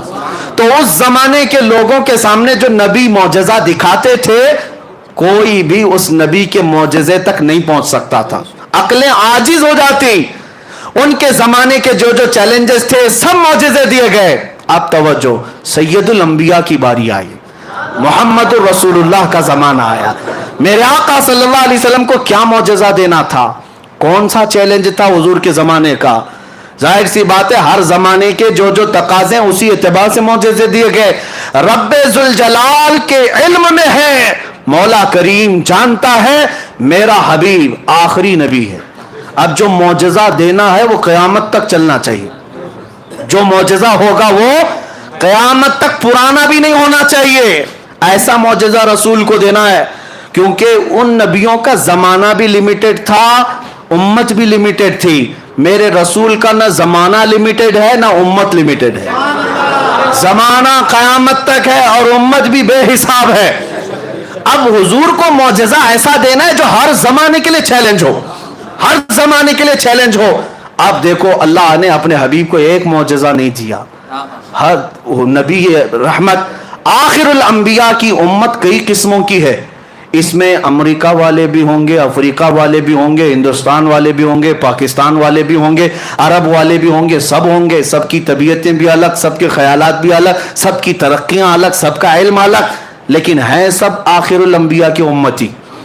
اب معجزہ ایسا دینا ہے رسول کو جو قیامت تک چلنا ہے. اب رسول کو پہلا معجزہ دیا گیا قرآن عظیم. یہ معجزہ قرآن ایک میرے آقا کا معجزہ ہے. میں کہتا ہوں بیٹھے ہوئے چھوٹا بھی بچہ ہم میں سے 12 سال کا لڑکا اٹھو, میں کھلی اجازت دیتا ہوں پورے محلے میں پوری دنیا میں چیخ چیخ کر کے ظالموں کو پکار کر کہو, تمہیں اجازت میں دیتا ہوں, اور کھل کر کے ڈرنے کی بات نہیں کہ لاؤ اگر تمہاری ہمت ہے تو قرآن کے برابر کی ایک کتاب. کیونکہ یہ چیلنج قرآن میں آج تک چل رہا ہے, آج تک چل رہا ہے, اور ابھی تک کوئی دوسرا قرآن آیا نہیں آیا. جو لانے کی کوشش کر رہے تھے بیچارے چلے گئے, ہے بدلنے کی کوشش کی. ابھی 1 سال پہلے بیچارہ ایک رافضی کتا نکلا تھا اور کہا کہ قرآن میں سے میں 26 آیتیں نکال کر کے نیا قرآن بنا رہا ہوں. وہ پتہ نہیں کہاں ہے, قرآن کہاں گیا اس کا اور وہ کہاں گیا پتہ نہیں. نام بھی بدل گیا, دھرم بھی بدل گیا, بیوی بھی بھاگ گئی, بچے بھی بھاگ گئے, اور کہیں سڑک پر پڑے رہ گئے. اور اسی کو اعلیٰ حضرت نے سمجھایا تھا, یا رسول اللہ جو تیرے در سے یار پھرتے ہیں, جو تیرے در سے یار پھرتے ہیں, در بدر یوں ہی خار پھرتے ہیں. حضور کو چھوڑا تو در در کی ٹھوکریں. بیچارے کسی کے ہاں گئے تھے کچھ ٹکڑے حاصل کرنے کے لیے, لیکن ان لوگوں نے تو ہڈیاں بھی نہیں ڈالی, ہڈیاں بھی نہیں ڈالی, اور وہاں تو ہڈیوں کا تصور ہی نہیں ہے. ملتا تو کیا ملتا, ہاں سوکھا ویج ملتا, لیکن وہ بھی نہیں ملا, وہ بھی نہیں ملا. اور بعد میں آ گئے بیچارے. اب پکار کر کہتے ہیں کہ اب ہمارا کیا ہوگا, نہ ادھر کے رہے نہ ادھر کے رہے. اب نام بھی کیا رکھیں پتہ ہی نہیں چلتا, کیا رکھیں, بیج کا نام رکھنا ہوگا, کوئی بیج کا نام. اسی لیے قرآن کو بدل دیا, زندگیاں بدل گئی, اسلام نہیں بدل. ایک معجزہ یہ میرے مصطفیٰ کا. آج بھی چیلنج چل رہا ہے. امریکہ نے بھی کوشش کی ہے, بہت سارے لوگ الفرقان نام سے بھی بنائے, الفرقان نام سے, اور قرآن کے الگ الگ انداز بنائے. لیکن مسلمانوں مجھے بتاؤ, کیا تمہارے تک پہنچی وہ کتاب؟ کہیں پہنچی؟ بلکہ میں کہتا ہوں ہمارے اندر 1000 فرقے کیوں نہ ہو جائیں, ہر ایک یہاں قرآن الحمدللہ سے شروع ہوتا ہے والناس پہ ختم ہوتا ہے. اس بات پر سب کا اجماع ہے, سب کا اتفاق ہے. قرآن سب دیوبندی بھی وہی پڑھتے ہیں, اہل حدیث بھی وہی پڑھتے ہیں, شیعہ بھی وہی پڑھتے ہیں, سب قرآن وہی پڑھتے ہیں سارے. اور بھی بہت ساری چیزیں ہیں, لیکن قرآن ایک ایسا معجزہ ہے میرے مصطفیٰ کا, اس کو کوئی بدل نہیں سکا اور نہ اس کی مثل لا سکا. یہ ہر زمانے کا چیلنج اور قیامت تک چلتا رہے گا, چلتا رہے گا. اب دوسرا معجزہ حضور کا جو بہت اعلیٰ ہونا تھا, چیلنج. اب دیکھیں ہر نبی, پھر ذہن میں بات رکھیں, ہر نبی کو اللہ نے وہ معجزہ دیا جو اس زمانے کے لوگوں کا عروج کا کام ہوتا تھا, ان کو چیلنج کرنے کے لیے دیا گیا. رب ذوالجلال کے علم میں تھا میرا آخری نبی, میرا محبوب جب جائے گا اس کی امت بعد میں ترقی کرے گی, ترقی کرے گی, ترقی کرے گی, ٹیکنالوجی آئے گی, سائنس آئے گا, اور پھر اس کے بعد یہ لوگ چاند تک پہنچنے کے دعوے کریں گے, کبھی اسپیس پہ جانے کے دعوے کریں گے, خلا میں پہنچ جائیں گے, اور اس کے بعد کہیں گے ہماری طاقت بہت زیادہ ہے. اس لیے 14 صدیوں پہلے محبوب تم بتاؤ, میں تو وہاں تک پہنچا, وہاں تک پہنچا جس کا تو کوئی نام ہی نہیں ہے, جو لامکاں ہے. اب سنو, اب کے زمانے میں 1906 کی بات کر رہا ہوں, آئنسٹائن سے پوچھا گیا تھا, اس نے ایک نیا نظریہ پیش کیا تھا, اسپیشل تھیوری آف ریلیٹیوٹی. کہتے ہیں اسپیس, ٹائم اور انرجی, ان تمام چیزوں میں گہرا تعلق ہوتا ہے. اور البرٹ آئنسٹائن نے کہا کہ اگر کوئی اوپر کا سفر کر رہا ہے تو ایک سفر یہ ہمارا انسانوں کا ہے, اور ایک سفر نوری سال کا ہے. Speed of light, speed of light کا مطلب کیا ہے؟ روشنی کی رفتار کتنی ہوتی ہے پتہ ہے آپ کو؟ روشنی کی رفتار جس کو کہتے ہیں 3 lakh kilometre per second, 3 lakh kilometre per second, speed of light اس کو کہتے ہیں. سپیڈ آف لائٹ کے سفر آئنسٹائن کہتا ہے کہ ناممکن ہے, نہیں ہو سکتا. اتنے لمبا سفر اور اتنا تیز سفر کوئی کرے گا اس کا جسم ہی ختم ہو جائے گا. یعنی یہ اسپیس اگر, ہاں اس کے بعد پھر جب مشینیں تیار ہوئیں اور پھر خلا میں جانے لگے لوگ, اسپیس پر جانے لگے. اسپیس پر جانے والی جو یعنی ایجنسیاں ہیں, سب سے پہلے ناسا نے 1969 میں جو چاند پر بھیجا تھا اپنا ایک قافلہ, آپ نے سنا ہوگا, نیل आर्मस्ट्रांग जो सबसे पहले चांद में जाने का जिनका दावा है, बहरहाल जो भी है, नासा एक कंपनी है, एक एजेंसी है जो स्पेस के मामलात को देखती है। तो अब इन्होंने भेजा और वहाँ चांद तक 3 लोग पहुँचे भी और वहाँ की कुछ चीज़ें भी ले आए और वहाँ से तस्वीरें भी लेकर के आए। ये सारी चीज़ें इनके नज़दीक मुमकिन हुई। और चांद कहाँ है? बाजूघर में नहीं है। चांद जो है बहुत लंबे सफ़र पर है, बहुत लंबे सफ़र पर। आइंस्टाइन ने तो पहले कहा था इतना लंबा सफ़र मुमकिन नहीं, लेकिन बाद में नासा ने कहा मुमकिन है, सफ़र कर सकता है। आदमी सफ़र किया। अब इनको एस्ट्रोनॉट कहते हैं, जो खला में जाते हैं, एस्ट्रोनॉट। ये लोग जब जाते हैं तो कहा गया इनकी रफ्तार कैसे होनी चाहिए? 40,000 पर मिनट, 40,000 किलोमीटर पर मिनट के सफ़र पर ये जाते हैं। और उसके बाद जब ऊपर जाते हैं तो इनको क्या चाहिए, क्या क्या तैयारियां चाहिए? एक प्रेशर सूट होता है और फिर एक उस वहाँ मैग्नेटिक जो वेव्स होती हैं उनसे बचाने वाला एक आला पूरे जिस्म पर पहनाया जाता है कि वहाँ ऑक्सीजन की कमी होती है, ऑक्सीजन उन्हें चाहिए होता है सांस लेने के लिए। ये सारी चीज़ें पहन करके जाए तो मुमकिन है। अब साइंस कहती है मुमकिन है, पहले नामुमकिन था। साइंस और तरक्की करो, मेरा दीन और निखरता जाएगा, और निखरता जाएगा। हम साइंस की तरक्की के हक में हैं। और मैं अपने नौजवानों से कहता हूं तुम पढ़ो साइंस को, हम इसके मुनकिर नहीं है। जितना पढ़ोगे मेरे आका के मौजज़े उतने खुलते जाएंगे और आपको इंकशाफ होता जाए। अब मुमकिन है। एस्ट्रोनॉट जो सफर करते हैं प्रेशर सूट चाहिए। मैं आपसे पूछ बता रहा हूं, तवज्जो, वहां जाने के लिए कुछ अलग चीज चाहिए। ये साइंसदानों का कहना है। ऊपर स्पेस पे जाना है, अलग प्रेशर सूट और एक ऑक्सीजन के अंदर पहनना हो, और कुछ 3 चीजें उन्होंने बताई। मैं सारी चीजें नहीं, साइंस पढ़े हुए बच्चे जानते होंगे स्पेस के लिए क्या क्या चीजें जरूरी है। और फिर वहां जाने के बाद फिर हालत ये होती है, वो कहते हैं कि वहां का वक्त अलग होता है, यहां का वक्त अलग होता है। अगर स्पेस में कोई चला गया, स्पेस में कोई चला गया तो कहते हैं उसकी उम्र रुक जाती है। हाँ, ये आइंस्टाइन का कहना है कि अगर कोई 2 जुड़वां भाई, एक जमीन पर है और एक सफर पे चला गया स्पीड ऑफ लाइट के एतबार से, अगर वो 1 साल के बाद आए तो उसका भाई 10 साल का बड़ा हो चुका होगा और वो 1 साल का होगा, यानी उसके लिए उम्र रुक जाती है। तो ये इनके नजरियात हैं। अब मैं जो चीज तुम्हें साबित करना चाहता हूं वो ये है, साइंस के एतबार से प्रेशर सूट चाहिए, वहां जाने के लिए एक अलग सफर चाहिए। अब आओ वाक़े मेराज के शुरुआत में मैंने सबसे पहले क्या कहा। जब बैतुल हराम, मस्जिदुल हराम में मेरे आका आराम कर रहे थे, जिब्राइल अमीन आए, उठाए और सबसे पहले कहाँ ले गए? जमजम के पास। और ले जाकर के क्या किया? नबी पाक सल्लल्लाहु अलैहि वसल्लम का सीना चाक किया और फिर दिल निकाला गया और फिर जन्नत के पानी से जो तश्त में अनवार और तजलिया से भरा था वो धोया गया और फिर हदीस में कुछ डाला गया। आज साइंस कह रही है कुछ पहन के जाना पड़ेगा, ऊपर स्पेस पे जाने के लिए कुछ पहन के जाना पड़ेगा। तुम जितनी तरक्की करते जाओ मेरे मुस्तफ़ा का मौजज़ा मेराज तुम्हें चैलेंज करता रहेगा। नबी पाक सल्लल्लाहु ताला अलैहि वसल्लम के कल्ब अथर में वो चीज डाली गई जो आम इंसानों के कल्ब में हो ही नहीं सकती, किसी के जिस्म में हो ही नहीं सकती, इसलिए कि रसूल पाक को उस सफर पर ले जाया जा रहा था जहां पर दबाव है, प्रेशर है, और नबी पाक को ऐसा बनाकर ले जाया गया कि आलम बशरियत के तकाजे खत्म, अब आलम नूरानियत शुरू हो चुका था। अजीज़ान गिरामी वक़ार, अब अल्लाह रब्बुल इज़्ज़त मौजज़े नबियों को क्यों देता है? एक चीज है, ताज्जुब तो सब चीजों में होना चाहिए, लेकिन हमारी अकल क्या है जानते हैं? अल्लाह रब्बुल इज़्ज़त के निज़ाम में एक आदत है और एक कुदरत है। एक आदत है और एक कुदरत है, दोनों चीजें आपको समझा रहा हूं। शादी हो गई शौहर और बीवी की, बच्चा हुआ, आप मानेंगे कि नहीं कि हाँ फलां को एक बेटा हो गया, एक बेटी हो गई, कोई ताज्जुब की बात है ताज्जुब की बात, लेकिन तुम्हारी अकल आदी हो गई। रोज देखते हैं बच्चे पैदा हो रहे हैं तो आपको ताज्जुब नहीं लगता। ताज्जुब क्या है?